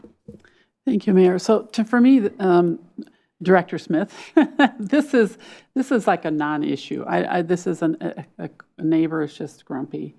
But I would say that it's really, it is a tricky thing because the one thing that I hear the most about from residents are things like this. Rarely is it gotten to the point where it is a safety issue where I'm like, oh, you're right. It's usually things like this. And so I don't know how whatever we do, I think part of it has to be with, I don't know, educating people or encouraging people to be compassionate with their neighbors. Because a lot of times the first thing I'll ask is, well, have you actually talked to your neighbor about it? And the answer is no. So some of it just has to do with things that have nothing to do with code enforcement, but more about developing community. So I wouldn't support intervention. I don't know what else there would be if they just don't like the way it looks. And a few patches are maybe not strictly in code. I mean, I see so many where people do absolutely nothing. This sounds great. Councilmember Nowicki? Thank you, Madam Mayor. For me, if we go back to the municipal code, does it say 8 inches? That it's got to be 8 inches. Mm-hmm. So we're essentially advocating for directing city staff not to enforce municipal code in certain instances. Or not to prioritize it for enforcement. Not to prioritize it. To go and look at certain code provisions and possible amendments to those codes. Geez, I don't know how you would amend this though. Sometimes it would be 10, sometimes it would be 5. I mean, I would say, would I support city intervention in this case? Probably. I mean, my inclination is toward probably not, just because we have to kind of prioritize what things are important. I mean, maybe if somebody, if it was the difference between going on Facebook and for 10 minutes or shooting over to this person's house to talk to them because a complaint came in, maybe I'd say yes. Mm-hmm. Having the additional context would change my answer again if something happened with the resident, right? If something came up because it sounds like for the most part they were kind of maintaining it. The property is otherwise well maintained, seems to me like that kind of lowers the priority. I don't know what process would make me comfortable with enforcement. Yeah, I don't even know how to answer that. Councilmember Leidy? I'm struggling, and I feel like I need to fix my face after I read over and over and over, because I'm like, I think about my grandparents. My grandpa is so proud of his lawn, but I mean, I've never walked around with a ruler to measure how high his grass is, but I can tell you that when he went to the hospital and wasn't able to be at home, it probably reached over 10 to 12 inches because of how well he maintains it on a normal basis. So I get in that loop, because would additional context change my answer? Possibly, but in this little clip, it sounds like the neighbor's just mad that the other person has really awesome grass. I feel like that's where I'm stuck. Is like, I'm reading, this person has regularly mowed their lawn. Their grass seems to be thick, but some patches just happen to be a little bit taller between mowings. I struggle with that just because I'd be really jealous if I had that lawn, especially in a drought. So I think I would agree that this is a non-issue. This just kind of seems like a neighborly spat, and it does make me uncomfortable, though, that we would basically be saying don't pay attention to this part of the code, but also why is the code 8 inches? And how do we know how tall the grass is? I think that's how do you know how tall this grass is? Well, if a code officer got called out for a complaint, they could measure. Wow. That's all I have to say. Yeah. Wow. Councilmember Roper? I was trying to put my hand down. I Okay. had similar concerns. Okay. Well, the only thing I wanted to add is I do not believe this is a crisis response unit moment either. I think that would be really offensive, and that would be us making a lot of assumptions. And I don't think all neighborhood spats need city staff to be intervening. I don't think this is an issue at all.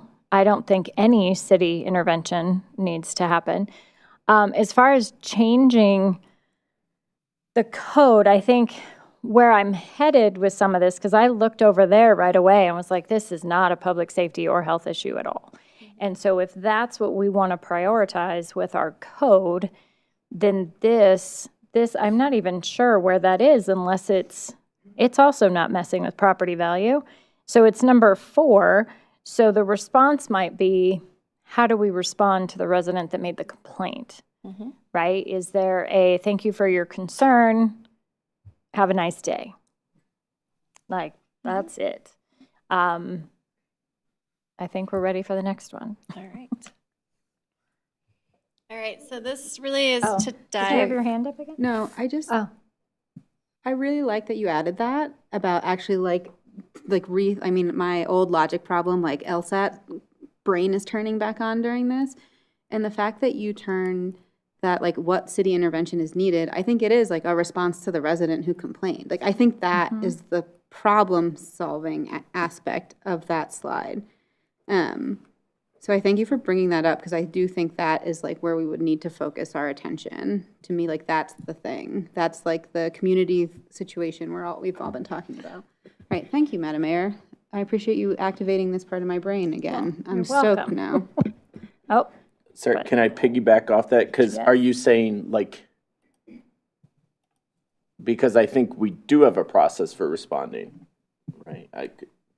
In that code follows up with someone and they give you, if I'm the one that sends a complaint, then I get a response, right? As to how that they responded. Are you saying that they wouldn't respond? Like, they would just acknowledge that I sent the complaint and wouldn't respond? Or no, I was going back to the values that we had projected and responding to residents we have in the middle Right. as number 4. Right. And so a resident brought a concern forward.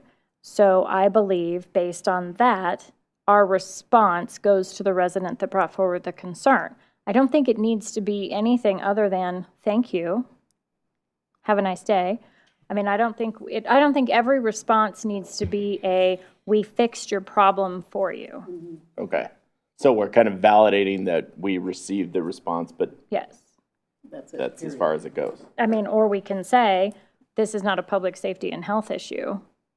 I think we have to have follow-up, because I don't think we should give the resident the belief that the city's gonna do something. I think we need to be firm and like, thank you for mentioning this, we're not gonna act on it. Yeah. However we wanna say that, but I think we gotta be clear.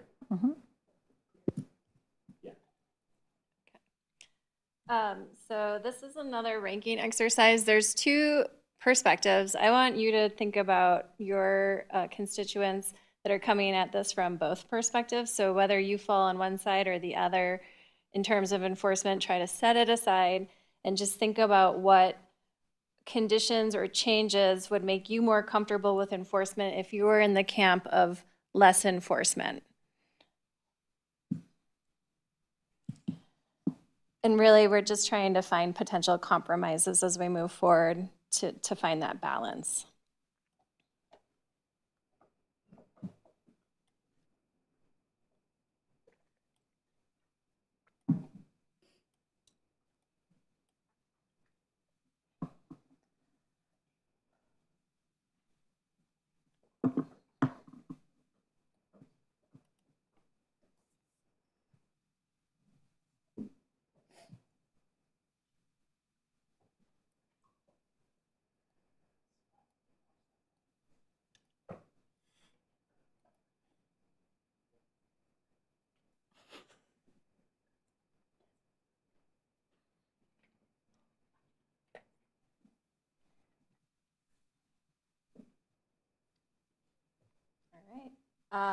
So those top 2 are pretty clear. in my mind, really focusing on the education first contact as well as clear safety thresholds as far as when we prioritize enforcement. The next one is if you're a constituent that is more in favor of enforcement and you want to see those yards at 8 inches or below for turf grass, what concerns would need to be addressed to accept a lighter enforcement approach?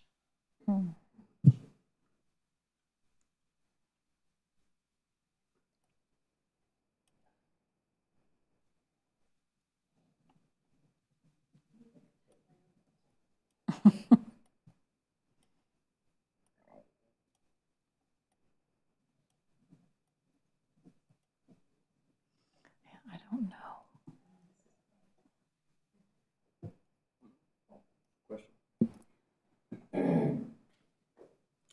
You have a question? I have a question. Councilmember Roper? Is the neighbor notification, is that if they are being, are they the complainant or the respondent? The complainant. So addressing, kind of similar to what Meredith was saying, addressing and acknowledging the complaint. That's not, I thought that was, okay. What does response to resident complaint mean? What are the difference between those two? I had them backwards. Yeah. Complained against, no. So I'm going to take that back. The response to the resident complaint is the communication to the resident that's complaining. The neighbor notification is notifying the neighbor or like that notice of violation or that initial contact. Okay.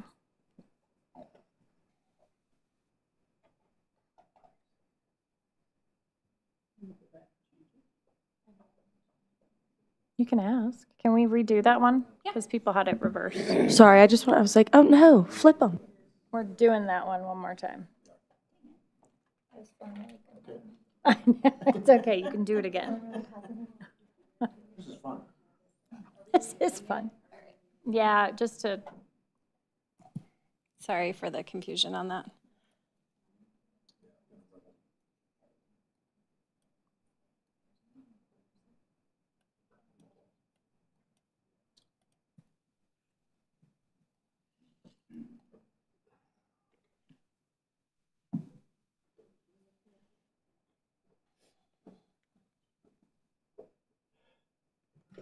and just a side note, my colleagues, I'm chuckling at you because the Metro Mayor's Caucus used this tool and 30 mayors kept clicking that thumbs up too.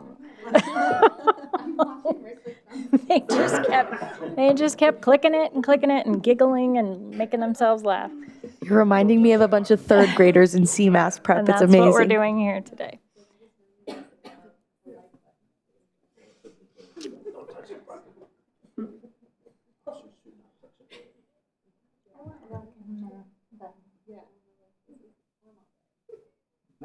So can I open a dialogue if that's okay? Just because I had the process as number 4, and so I'd love to know. So I obviously was an outlier for that, and so I'd love to know why that's number 2 for council members. Councilmember Burns? I also had that very low. So I would second that question. Yeah, I'm just Because interested. I feel like we should not promote residents who want to hear about others being punished. Yeah, I put this. So 3 of us put it last. I know we're in favor of letting the person know they were complained against. Yeah. Councilmember Leidy? So I put that at the top, if I'm going to be honest. I struggle because I was going through our packet and our code enforcement, and there's a lot of contradictions, and I think that's where I get stuck. And I think having just a clear, like, this is what we do when you do this and this seems a little bit more important than having 5 different qualifications for one thing. And I think that's where I kind of got stuck up, and like, I'd like to see a clear process that it fits for, I mean, the egregious cases where it's like, hey, this doesn't work, but I mean, some weeds in your front, like, that's not the same, I guess. That's why I put mine higher. Okay. Councilmember Goff? Thank you, Mayor. Well, see, what I was answering this is for those favoring more enforcement, which I am not, but how would I be persuaded to change my mind and have less enforcement? And for me, it would be reaching out to the resident that's complaining and then, kind of finding out or talking to them. Maybe we could convince them that it's not that big a deal. They could just let it drop. Yeah. So the clear standards, I mean, I think that's what we already have. And we were just talking about how, well, every like 3 days a month or whatever, this guy's lawn is, taller than it's supposed to be, but we're going to let it slide. So that's why I don't really think the clear standards is going to would help. Because somebody would say, hey, we got clear standards and this guy's grass is 2 inches taller than it's supposed to be 3 days a week. So that's why I would not have put that at the top. So, I mean, it's kind of difficult because I had to put on a different hat. That's true. The question is, yeah. I got to look at that question again. So if I'm someone else. Yeah, see, it's for those favoring more enforcement. Yeah. So, because like that's how I answered this is like I put on, the persona of my neighbors, right? I walk around the community a lot. I hear a lot from my neighbors. And a lot of them, to me, just want to be heard. And so that's why I prioritized, responding to resident complaints. I ranked that as number 1, with clear standards to prevent chaos number 2, because I think then being able to tell them like, hey, these are our standards. This is how we're going to move forward, I think is really important. And then again, with that neighbor notification, I think just like the more we can communicate with people, the more happy they'll be with things. Like, again, just like feeling heard and understood. And like the more we can have that open dialogue of communications of like, and maybe my example of my neighbors is too specific because like we have the church's house, right? And being able to tell folks like that house is abandoned, right? And like, and then once they're like, oh, okay, you know what I mean? Like, this is a different thing. And I'm like, yes, right? And so I think it's like, that's how I am viewing this with my personal experiences. Okay. Councilmember Kondo. Thank you, Madam Mayor. So I was actually having when we did the first time around with this, I had the same sort of reaction as Councilmember Leidy in that I put process for egregious cases as number 1, I believe. And the way and actually, interestingly enough, I put clear standards number 2. But the reason why I did that, I think, was looking through my lens of, the military and the Navy and all that. It's, you want to try and address the worst performers, because if you don't, then it kind of tells people at large that they have license to not necessarily adhere to standards. So that was kind of the lens through which I was looking at when I first responded. And then when we did the do-over, I actually swapped it and I said clear standards first, because it's so important to be, if you're trying to set up a social contract with society, you got to be unequivocally, how should I say this, very clear about what you want, what you're expecting. And then have the willpower and the desire to back those up. So again, egregious cases, but obviously being sympathetic to those sort of outliers where maybe there is a reason as to why somebody's not complying, and then figuring out how to support them. Councilmember Nowicki. Thank you, Madam Mayor. Would you, because this was in response to a question you asked. What was your question again? Well, I was just wondering, because I had the number 3, I had that at the bottom. Well, and when I asked the question, it was number 2. And then I think you finished and it bumped it down. So I was just asking for clarification on that as to why people prioritize that one. Okay, just the egregious cases. Yeah. Which has now split. Yeah. Yeah. I was just wondering. Councilmember Burns. Oh, you're good? Okay. Councilmember Goff? Thank you. So I just want to get back to the whole thing with the standards, clear standards. I mean, to me, when people move into a community, and I can use myself as an example, but I can also talk to neighbors and other people, they have no idea what their codes are. Or, I mean, honestly, when I first moved to Northglenn many years ago, so it's probably statute of limitations is way past, but I had no idea that cats had to be on a leash. So my, cat roamed the neighborhood until it disappeared, and then I found it at the pound because somebody said, well, yeah, if you check the pound, why would anybody take my cat to the pound? So anyway, I'm just saying that nobody, when they move in, they don't go and read what the standards and the code and stuff are. They hear that from their neighbors, or they see what's going on in the neighborhood. And so again, I just want to go back to the community building, the community education, the outreach. That's really where you're going to get people understanding what the expectations are, because they're not going to go to the city website and read our code. So I guess that's why that, for me, the clear standards was the last one. Mayor Pro Tem? Thank you, Madam Mayor. I've been just listening a lot because I feel like context is everything, and every single line item, which is why I go back and forth. I'm like, well, are we talking about the case that the fictitious case that we just heard about? Because that one wasn't egregious at all, but this is asking about egregious cases. So that really confused me a little bit because, without context and knowing what the situation is. If it was the case like the one prior, then that's not, something I feel is very serious. But is it a safety issue? Then that might be that process for more egregious. Like, what is that safety threshold, as was mentioned before? So I do think that it starts with you have to inform the community, because to Dr. Goff's point, when I first moved here, I got a tag for the way my trash cans were placed. I just put them out and they were like too close to each other. I was like, oh, I don't know how to put this here. Like, how do I do? And then I fixed it. But it wasn't, it wasn't like a terrible experience. It was an educational experience. Like, the tag said, this is how, you should place the trash cans. I'm like, okay, great. Now I make my husband do it, and I don't do it anymore. So I think education, things like the door hangers, I do think we have to have standards in a city. If not, it can get out of control, right? Broken windows theory.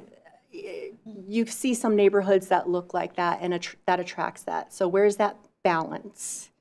And I am struggling with that today, to be honest. But the case that we heard before, the fictitious case, like that to me that's not a serious one. I have a few more, and I feel like some of the conversation is leading into this slide, so if it's okay, I'll jump ahead. So throughout these conversations, we have heard a lot of good ideas. Really doing education first, doing door hangers for a first contact with someone that may have a violation on their property, doing door hangers for people that are doing a great job, and giving them kudos. We've also talked about extending timelines for residents that are demonstrating financial or health or other barriers. Something that we talked about at our neighborhood services meeting was getting direction on potentially removing the code supervisor requirement to provide any extensions after the first extension, and creating that oversight in a different way. There's also been talk about mediation resources for neighbor-to-neighbor conflicts, as well as programs that could be looked into as far as providing neighborhood supports.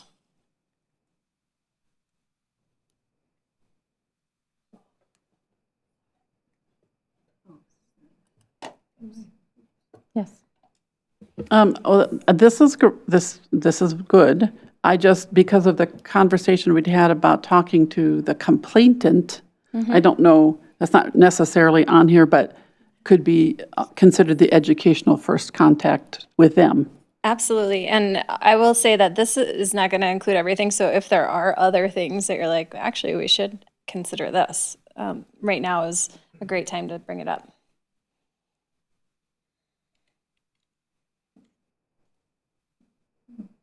Does anybody have? Are we doing another exercise? Yes? Oh, Yes. yes, sorry. Yeah. Oh, yeah, I got distracted by Councilmember Goff. All of them. I have to decide which ones first. I like them all. I'll also say with this one, if we like all of them, they're all things we can look into, but they do have different timelines. So some of them we can implement immediately, leaving this meeting. Can you say what the difference is between, where was this? Extended timelines for residents, yeah, and then the support programs for the elder. I mean, those kind of overlap, so I'm a little just. Yeah, so the extended timelines really is to speak to the timelines that are written into code and the code enforcement manual. And so our officers currently, if they go out and there's a violation, they issue the notice and then they go back and they check on it. If the resident is working towards compliance or has a hardship, they can have a conversation and then issue an extension for that same amount of time.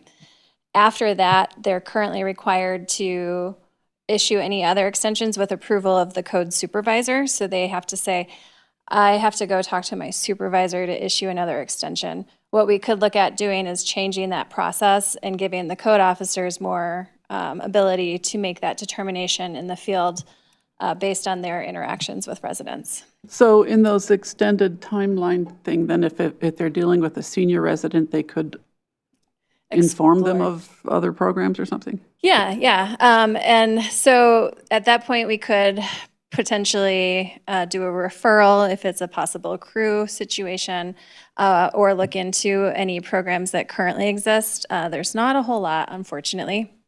What that one's really trying to get at is we had heard through some of the conversations that maybe the city wants to look at having a program, whether it's volunteer-led like snowstormers or some other type of program. And so that's what I was really trying to get at with that one. Thank you. Councilmember Burns?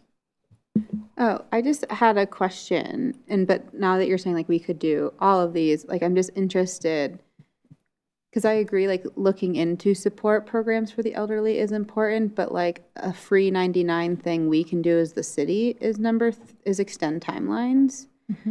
So I had put that second, because I just think, because again, like we are the city and what can we do? And like, I think we can like offer support programs, but I don't, or unless like we were saying, like if we do like a snowstormers equivalent, and I'm sure City Attorney Hoffman has a lot of thoughts around that. I wasn't asking. Well, no, there's certainly concern with going on folks' property to do things like, mow the lawn. It's different than, frankly, just shoveling snow off a sidewalk. So there would be documentation associated with a program like that if it was generated that had some releases. Yeah. And the folks that are performing it do it at their own risk, but they typically do those releases now for things like snowstormers. It's going to be more for the property owner in this context. Yeah, and I don't know if anyone is as chronically online as me, but there's like all of those videos of the guy who goes and cleans up yards for free, and there's so many videos of the city coming in and yelling at him for doing a good deed, and I don't want us to be in that position either while we're talking about support programs. Because content is good, and that content is good. It's so relaxing. But yeah, but I think like that's a whole nother thing. Can I just add, we will not be doing that. I just watched a video yesterday, and it's horrifying. And I was trying to figure out what city the gentleman's mowing the elderly woman's lawn, and officers come out and make contact. That's not within any of this conversation. So I just want to provide that reassurance. If you do watch those videos, that's not the way we provide customer service. Thank you, City Manager Geyer. That makes me feel awesome. Councilmember Leidy? I just have a clarifying question just around, honestly, extending the timelines in general. After looking at this, the main one that I made a note of is the 30 days for compliance for a dead or deceased tree.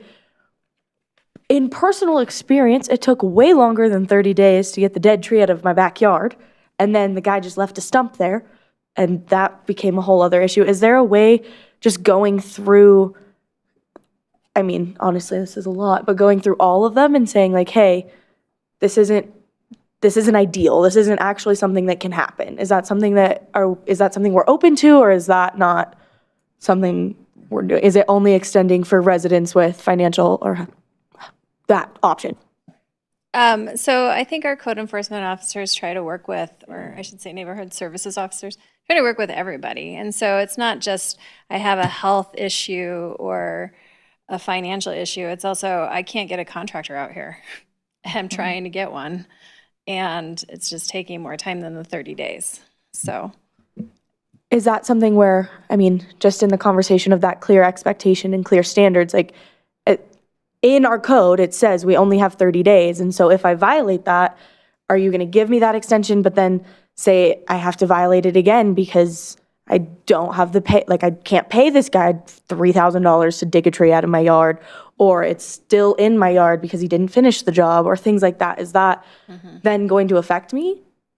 I mean, potentially. And so when issuing an extension, it's typically if a resident is working towards a solution or has a hardship or something.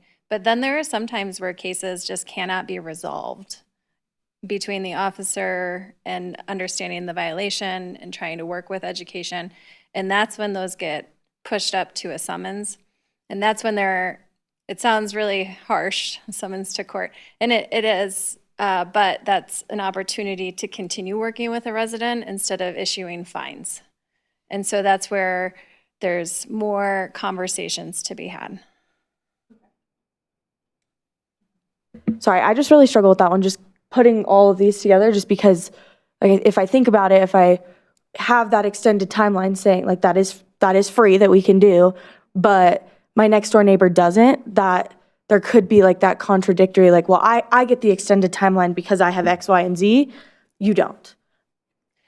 Yeah, and I some of it is the resident working with the neighborhood services officer and acknowledging there's an issue and saying what their plan is to mitigate the issue, even if it's not within the timeline. And that's when they would make a determination like, yes, we should extend this because they are trying, versus just not having contact or being absentee and then not addressing the complaint or the violation.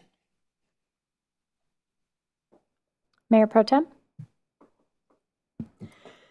Thank you, Madam Mayor. I feel like I had some more stuff to say, but I forgot it. So I know there was one thing, though, when talking about volunteers, there is a program, and Councilmember Kondo can jump in because I truly don't remember what the name is in my brain state right now. It's like Volunteers Across America or something, but they actually work with cities and municipalities, so they're used to working around, all the legal stuff and liability stuff as well. So that's just a thought. I can't remember what it was called. You're free to jump in there, but they were working, I think, with Westy, maybe Westminster was one, maybe Broomfield. Is Serve America?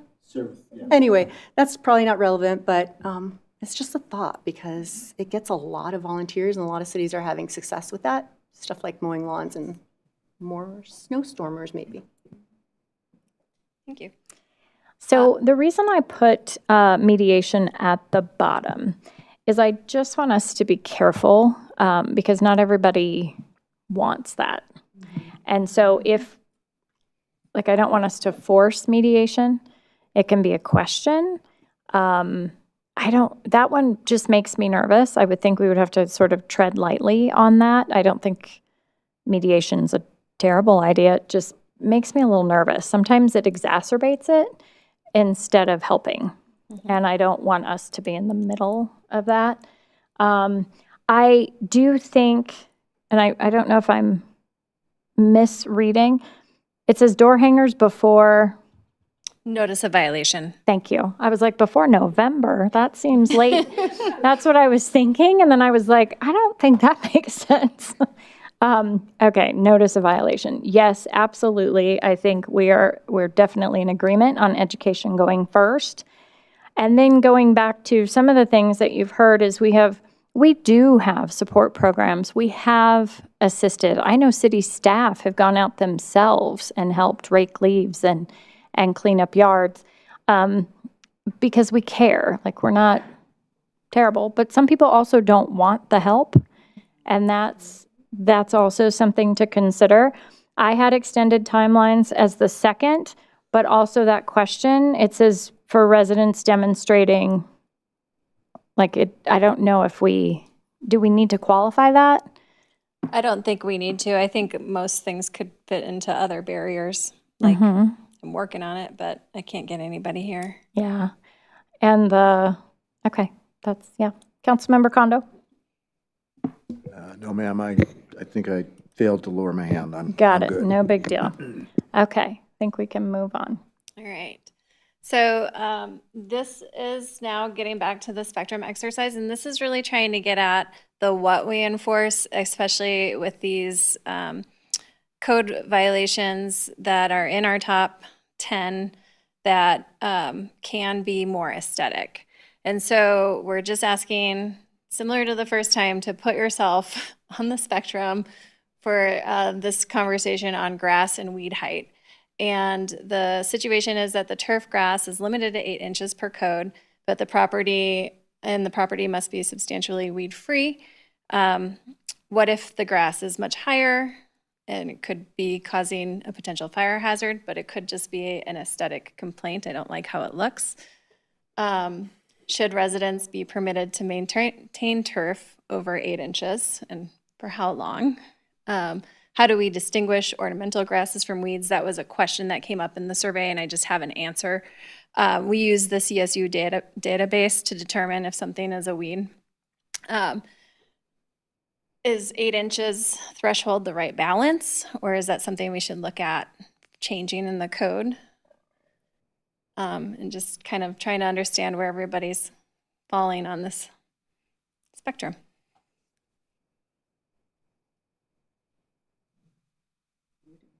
Yep. We have 6. I need 3 more. I like the ones in the sky.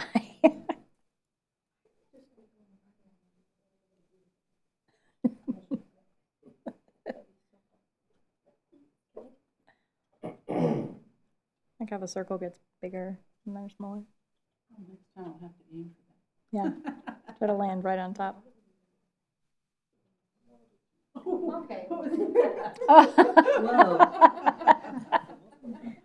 Was that you? Yeah. So, Oh, you're like, I'm down in the weeds. You're down in the weeds. Okay. there is sort of no, go ahead. I was just going to say, like, I think in this case, it looks like most people actually feel like unless there is a safety threat, like it's dry grass, that is a true fire hazard that we should go out and enforce. But there is an outlier, so. Okay. Does anybody want to add or qualify their rating? Councilmember Goff? No, I think that was. That was old. We had this, so. Got it. Okay. Sorry. All right. And I can't figure out how to lower my hand. I got it. Thank you. Councilmember Nowicki? Can I ask, how did y'all kind of land on the 8-inch threshold? Maybe that's I a way don't back. know when that was written into code, but I can do some research and find out. Well, this is where I struggle, because at times, like, I mow my lawn often, but I've also considered, like, what if I just let all my grass grow? And then it would become, isn't all grass kind of ornamental? But then we get into the fire hazard concerns and I guess seed spreading concerns. Yeah. Okay. Councilmember Burns? Thank you, Madam Mayor. I think there's an important part of this conversation around xeriscaping that we're not having, where there's many types of grasses that you're actually supposed to keep at higher lengths. And if people choose to put and they are, $3 sign grasses. And so I think that's another whole thing, right? And I think in the xeriscaping thread, we all had the drought conversation. this is a popular thing moving forward because water is an issue. And so, and to Councilmember Nowicki's point of like, what if I just let my grass grow? Like there really are grasses you're supposed to keep at like 5-6 inches. That is like the aesthetic. It's supposed to help with local flora and fauna. And like that is a directive, like they sell it at Resource Central. So it's like a very real thing to consider. Yeah, thank you for bringing that up. It is a question I grilled the officers on the other day because I was trying to make sure I had it clear in my head. The regulation is specific to turf grass, and ornamental and native grasses are allowed to be taller. That's where it becomes tricky at times because some residents will have weeds that they say are ornamental grasses, and that's where they rely on the CSU database to determine if it's a native ornamental grass or a weed. Mayor Pro Tem? Thank you. Well, you answered that question about turf grasses versus ornamental. And do we know like what other neighboring cities have for their grass height? I'm just curious. I did not look into that, but I'm happy to and to bring back some information. Sure. Thank you. I would say it typically is between 8 inches and a foot. But that's just a rough guide. Councilmember Leidy? Right, as you've talked, I have more questions. So my first question is looking at the code again, I just keep pulling this up. It says we have illegal trees. Is there such thing as illegal grasses? We don't allow weeds. Just weeds? Yeah. Okay, so, I mean, looking at this, I obviously do not want to see an 8-inch weed in my neighbor's yard or my yard or anyone's yard. That doesn't seem great, but is that, like, does grass and weed height have to go together or can it be grass height? I think my question is, how can we change the whole code is basically where I'm going. Because I'm like, what is happening right now? Like, do we have to have grass and weed together or is there a separate place in here where it's like grass height, weeds? 'Cause I feel weeds are not. There is actually a question that gets more into weeds specifically as far as the volume because and this is probably poorly worded. We don't issue violations for properties that have some weeds, less than 25%, and often it's mixed in with the grass, dandelions and the spiky ones, and I don't know the name for those, if you know what I'm talking about. However, if it does get to a volume of over 25%, and then also over 8 inches in height, then it would be potentially a grass and a weed violation. So it probably should just say grass. Okay. So Is that not a contradiction? Like if we have, because just look now, I'm seeing noxious weeds. Is that not I just really struggle reading this whole thing over and over because I'm like, oh, that contradicts that one and that contradicts that one. So is that something that we need to change to make sure that we have clear standards instead of having 5 different standards that lead you 5 different directions? yes, if there are contradictions, we should be addressing it. If there are specific ones that you just found and you want to share those with me, that would be super helpful. Well, I think we did have a presentation one time about the definition of a noxious weed, and that's totally different than your typical neighborhood weed. So those are different things. And I think partly that is how we came to this place, right? And all of this work and all of these discussions is because we had some questions. But when I go back to, I love your cat on a leash example, Councilmember Goff, but it is true. We have neighbors that move in and they possibly could be first-time home buyers. They're very excited. Maybe it takes them a while to afford a lawnmower. They're trying to figure things out. I know for a fact I did not go online and read the municipal code when I moved here. You learn through experience what it is, and you learn by reading about it in little bits, right? Maybe we get a water usage code reminder in the connection, and then the next month we get one. It sort of comes to us in little teeny pieces, and I'm wondering if there's a way to come up with a user-friendly homeowner's guide or even resident guide that kind of hits the high points, that says, hey, welcome. And, you can find our municipal code here, but it is often, no offense, Mr. Hoffman, it's very legalese often. And that's not appealing to anyone. It doesn't read, it's not pretty, it's not colorful, it doesn't read like a picture book. It reads like a law book, and that's not fun. And so to have clear standards that are easy for residents to consume quickly, I think would help with a lot of this. And as we go through this, we can revise the entire code, one code at a time, and that will take us probably 10 years.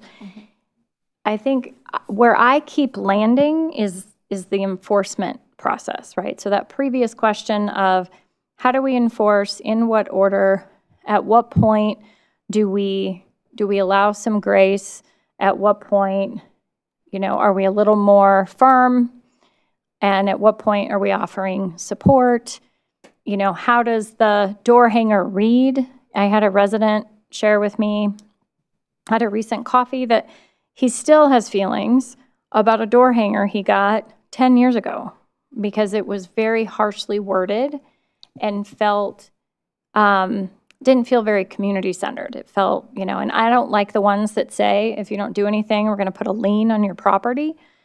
That there's no reason to put a threat in the notice. I think we can soften some of our language. And so those are the places that I'm sitting as we have these conversations. I love this activity. I really do. I think it's helpful for us to get to know what everyone else is thinking.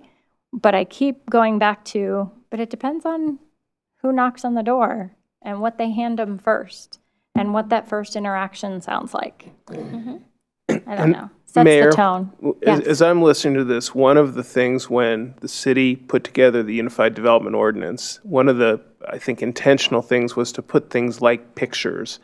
I'm not suggesting that we put pictures in the nuisance ordinance, but as part of this exercise, there may be an opportunity to create sort of a community book, if you will, that could be placed online that has examples of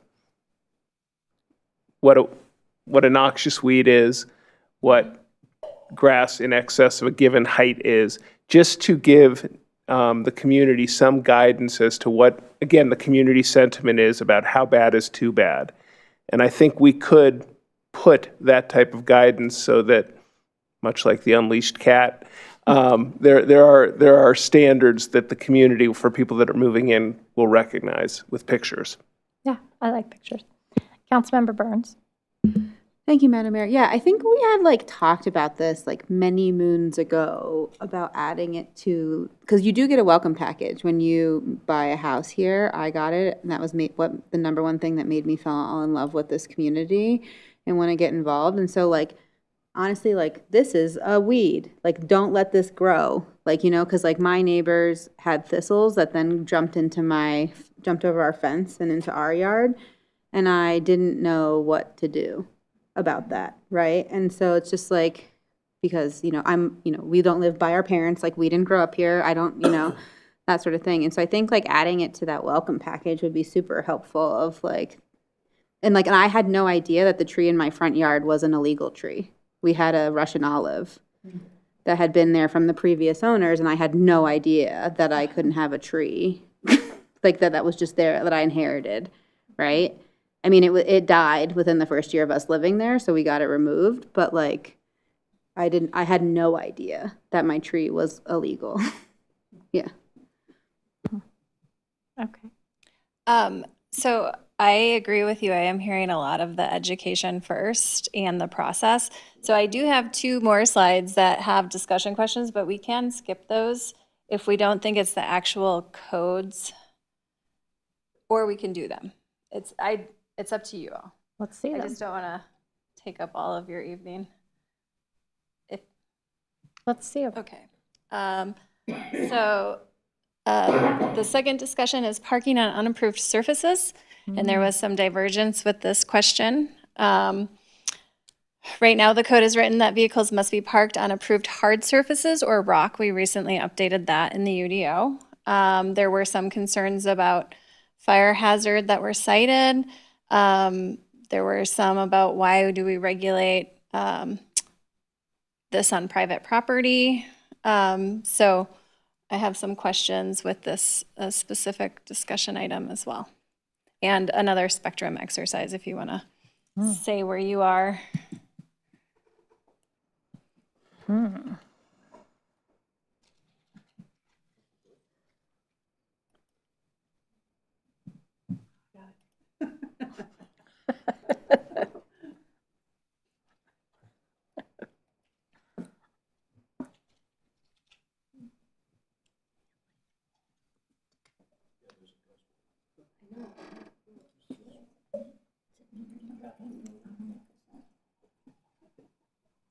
Is that all of us? No. I'm still trying to figure out.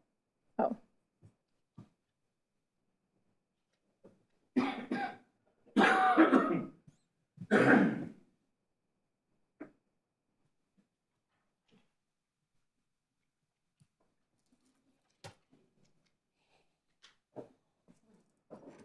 So as you said, we're all over, right? We're still a wide spectrum on this one. I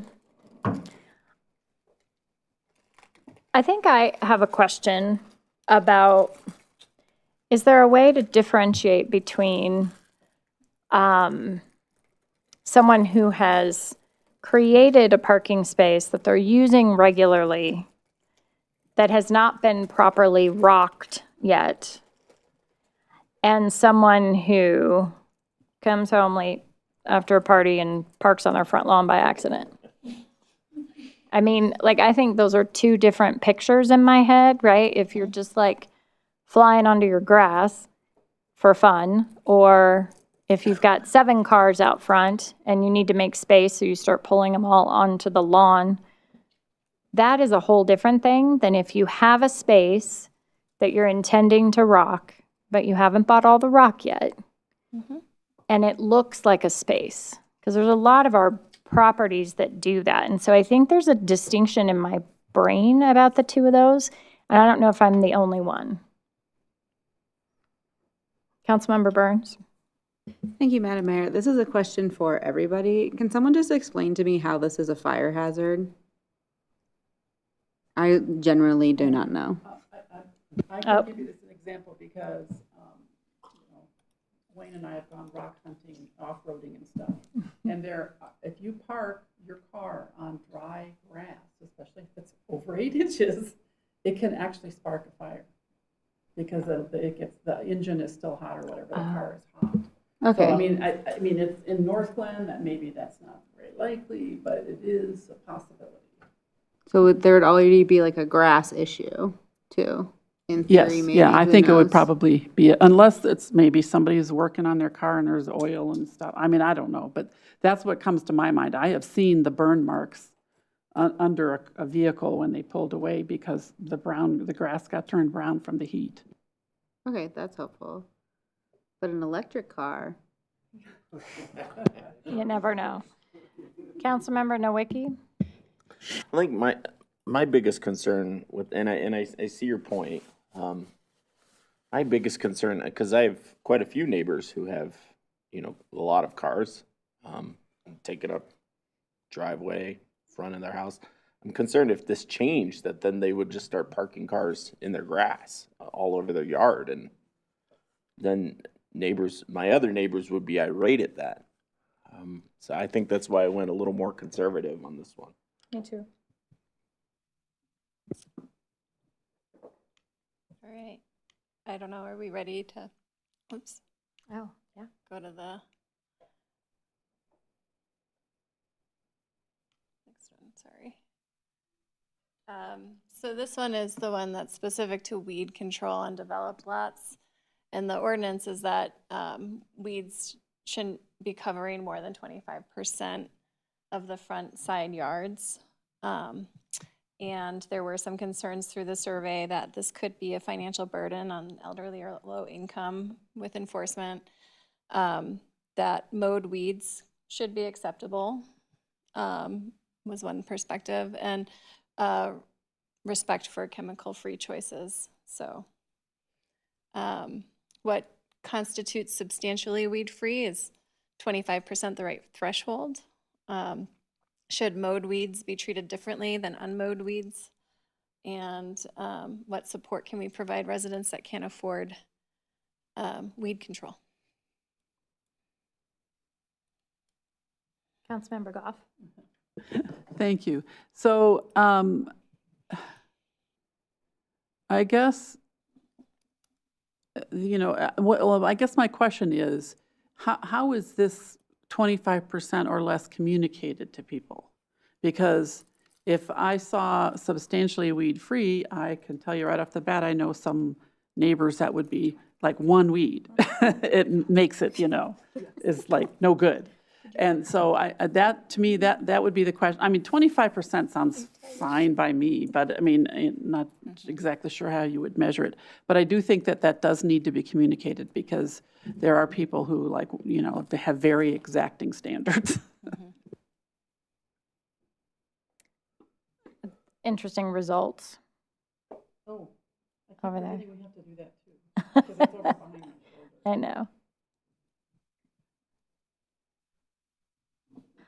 I think, so this came up recently, and it was brought to my attention by a resident, and so I drove all around, like many, many streets around that area. And unfortunately, if it's way over 25% and you kill them all, now you have a dirt lot, and now you have a bigger problem. And then you have to fix that, and that is going to be hundreds of dollars, if not more. And so that said, if you maintain a weed-free yard and you are next to someone who does not, it is very, very frustrating. And it takes over your life, which I've experienced. So I think that's why I'm in the middle, but I go back to, what is our approach, right? If I drive by and from my car, it's mowed and trimmed and greened, I'm not probably going to prioritize that. And so I think that's probably that question is, it's what battles are we picking, right? Do we want to say, we'd like you to kill all your weeds, and now you have nothing in your front yard, and we have created a bigger mess for you. Like, that's not helpful. So, but I keep going back to, what is that process? What is the enforcement? What is the enforcement timeline? What is the education? And that's kind of, I don't know, I'm just repeating myself, but that's been my thing the whole time. Councilmember Burns? Thank you, Madam Mayor. I also want to bring in climate change and our climate, because there is something that is considered a weed that is just up and down my entire side of the street, right? And it looks like a succulent, but apparently it's a noxious weed, but it grows really well in our dry climate. And so it takes over because when grass doesn't grow, it grows. And I also have thoughts around is clover a weed? No. It's not. It's just another type of grass that grows in meadows and bunnies eat. You know what I mean? I don't that kind of stuff. If dandelions and things are gonna bother you, I don't know. I loved blowing those as a kid. So I'm sorry to all my neighbors that I then grew dandelions in their yards. But that's just childhood and fun and and Good for bees. and they're good for bees, exactly. I have a ton of pollinator plants in my yard, and I hope Rich's bees come to my yard.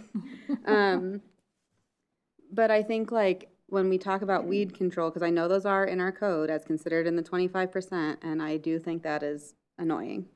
I think if your yard is 25% thistle or the noxious weeds, I think that is a different story, right? But if it's food for bunnies, I don't really care, because the bunnies also love my yard, and their new favorite thing is to move my mulch and bury themselves under my bushes and under my butterfly bushes. And they live there and they sleep there when it's hot. And that is their new favorite thing, because we got rid of all of our clover. Thank you. Anyone else want to weigh in on this one? Any strong opinions about weeds? I don't know. Councilmember Severs. I Hi. have plenty. I'm still here. I haven't talked much lately. I'm just soaking it in. I find the more you dig, the more gray there is. But about weed control, I'm in a rental situation, and my front yard is, has dandelions and stuff. I keep it very trimmed up. But if I were to, so it's complicated, right? Everyone's life is complicated. So cats on leashes. I have a cat that is in the front yard.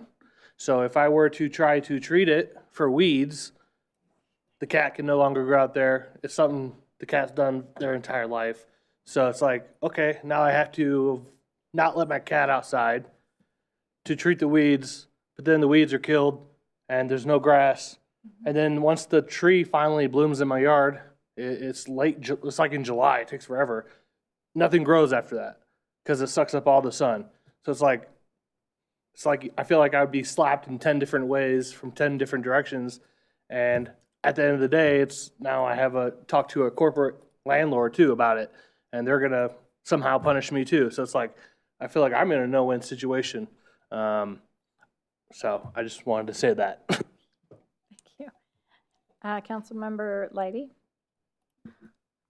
I would just like to second everything that you just said because that's so real. It's just like boom, boom, boom. You're playing whack-a-mole with all these things.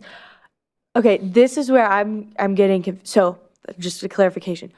As long as I don't have my yard is not covered in 25% of weeds or more, I can have my weeds. Yeah. My weeds can hang out. And as long as they're not over 8 inches, my weeds are good. Yes. So as long as they're not noxious weeds, which there's How a do we distinction. know? It's Like, how do you, well, no, like, I don't know. Because I feel like I've seen these succulent looking things, but they're really pretty. Why can't we just leave it? It was huge. It was like the size of my mailbox at one point. I should not have admitted that. But the 25%, to get back to that part of the question, is measured based on the area of the front yard and then the clumps of weeds, if it would basically constitute 25% or more of the whole yard.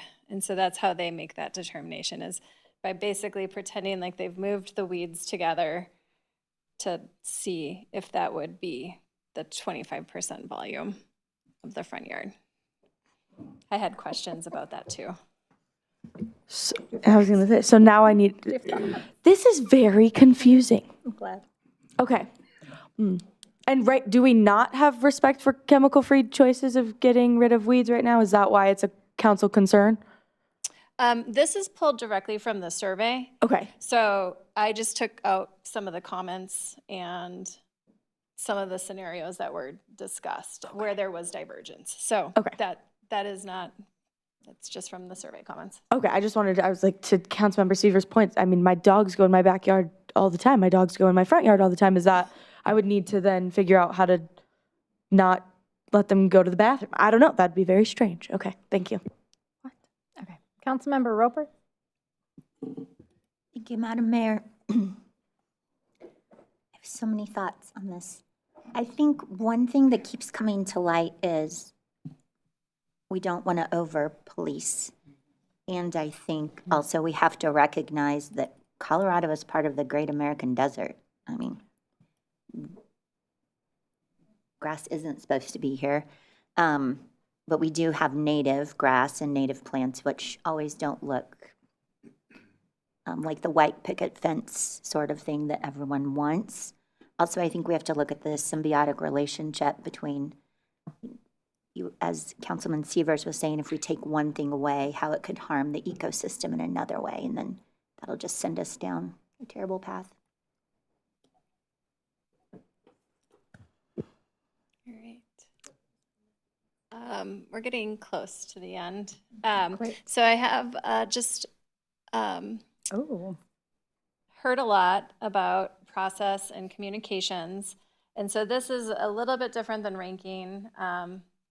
This one, you assign points to what you want to value the most. And so you could put it all equally, which was on purpose, so that if you feel strongly about every one of these, you can give it the equal amount of points. The points work in increments of 10, and you have 100 points to assign. I don't want to limit it to these because I heard a lot of really great ideas tonight. I've been taking notes. We will come back with what the recommendations are based on what we heard from this conversation to confirm. But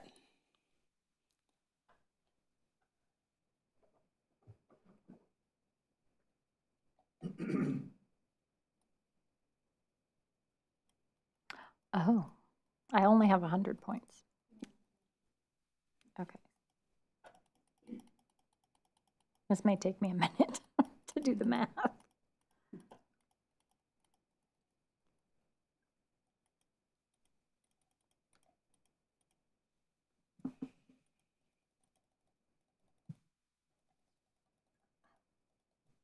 This one is hard. Yeah. You have 100 points total.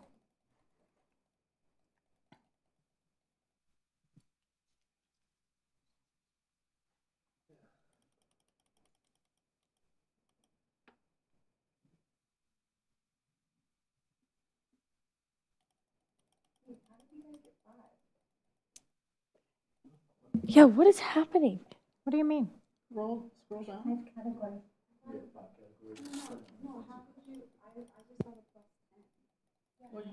Oh, you just do the arrow and you can, like I made 115. What arrow? On the right, just sorry, I didn't. We can click start in it the over box. if we need. I also thought that when I was playing around with it, so sorry. Guys, what?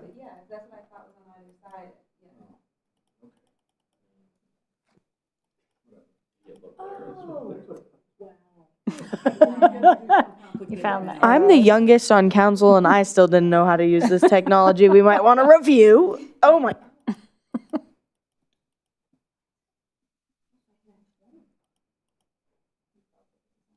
do I have 3 left? Oh, I got stopped mid-answer. Shoot.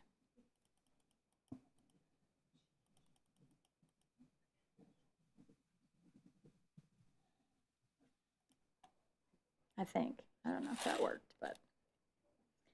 Well, then how come if I put 50 points, how come it only is 28?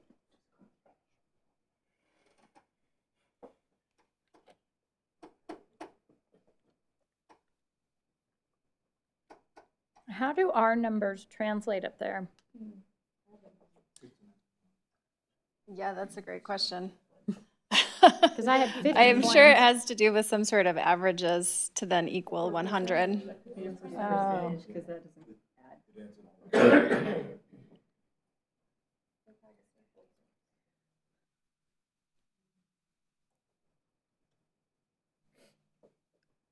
I mean, I think it's summarizing what we've talked about pretty well, though.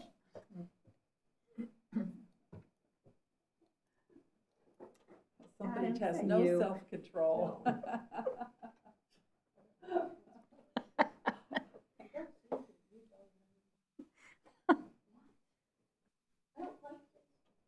Okay. I don't know how to use this. I think I messed up the Mentimeter, but yay. Well, I see 9, so it looks like there is pretty strong consensus with proactive education followed by initial contact. And those are things I think we can quickly start addressing. And then some of the other items with consistency and equity, timeline clarity and updates and contextual understanding are also things that we can look at and come back with a plan. So really today's objectives were just to try to pull out the different priorities with code enforcement and identify specific policy changes, if any. I didn't hear any strong, I want to hear or you to come back with this code amendment at this time. That doesn't mean we can't in the future. I just didn't hear that. So what I heard mostly was process improvements for communication, maybe creating that flexibility with the timelines, and maybe looking at, which is also in the strategic plan, some kind of pilot program in the future. So at our next discussion, which isn't scheduled yet, we will just come back with those recommendations and what we're doing or have already done, because some of it I think we can implement right away. we'll update you and then make sure we're on the right path. If that sounds good. And thank Yeah. you for letting me take so much of your time tonight. So can I ask a final question? And I know we have another question as well, but first of all, I want to thank you. It was a very engaging, informed, creative process to kind of get our ideas out because we were stuck. And I think that was really helpful. We did start the day, though, talking about drought. Can you share anything about how this might be connected? Yes. So actually, the drought conversation is an ongoing conversation internally, and that would be addressed as a one-off if we have to make that declaration this year, and we would decide specifically how we're going to address some of these things on a one-year drought basis or multi-year drought basis versus just the code as written. Okay. So it will come back with a plan for that. Okay, there's two more questions. Councilmember Severs? Thank you, Madam Mayor. I just want to summarize. I think the new resident cheat sheet, or what Councilmember Burns and maybe the mayor said, I think that's a great idea, along with the pilot programs. I think we're on the right track. It's not like we're not reinventing the wheel. We're just trying to take off some of the edges. And I think even though this can be a long conversation and it's hard to get through the weeds themselves, I think we're getting there, and I think it'll be a better situation afterwards. Thank you. Councilmember Burns? Thank you, Madam Mayor. Yes, thank you so much for this process. I think this was very helpful, I think, too, just as help us to open up dialogue amongst each other and ask important questions, I think is super helpful. I do have a question about this process as we're talking. Even in our initial survey, a lot of questions had come up about ethics and codes culture. Mm-hmm. Are we going to be discussing that in the future?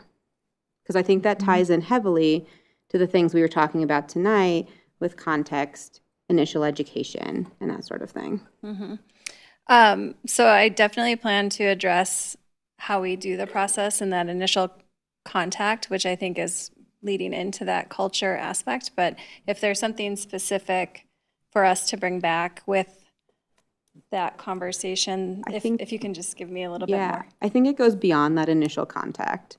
I know a lot of us have heard specific complaints about specific individuals, how they were treated throughout the process. I think, and I think obviously there's just a lot of questions around unauthorized actions by the team that we need to address.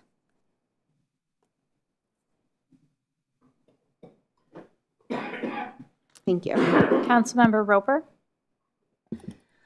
Thank you, Madam Mayor. I think to build on what my fellow councilmate said, I think what we want is a partnership. Mm-hmm. And I think that's where we need to lean into it, coming at it as a partnership and not a got you, or just where it puts the homeowner in a defensive stance, because then we're never going to get to that partnership piece. Yeah. Councilmember Kondo? Thank you, Madam Mayor. I also agree with Councilmember Burns and Councilmember Roper. I recall during the fall when I was knocking on doors, kind of hearing some anecdotal stories.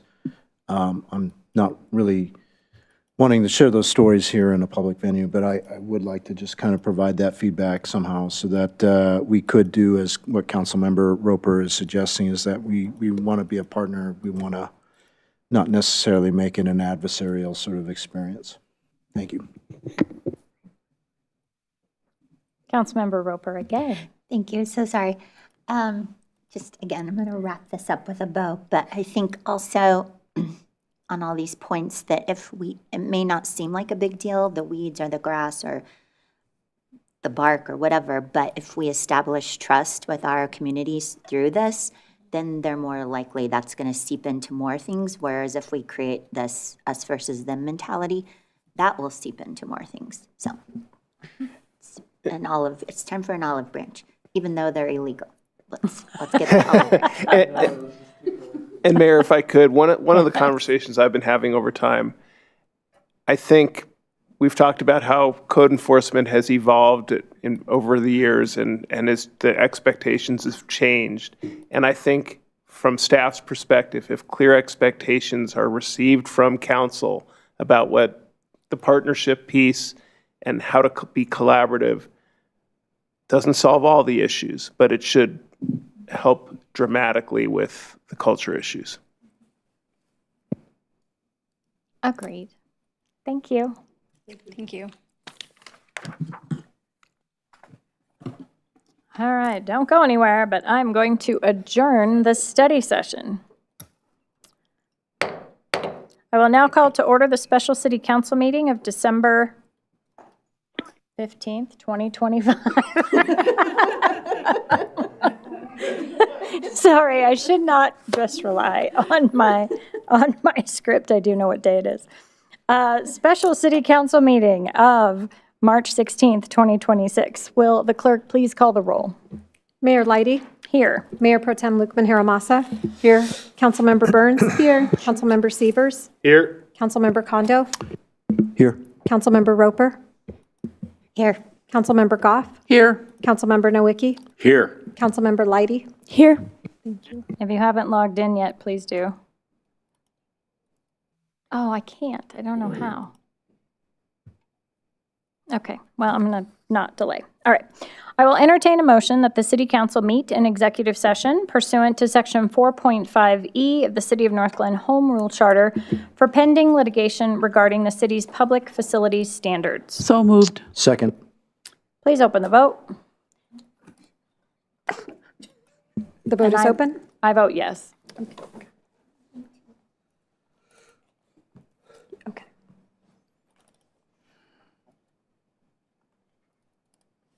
All righty, I will close that vote, and the motion to meet in executive session passes unanimously. We will adjourn to the executive session.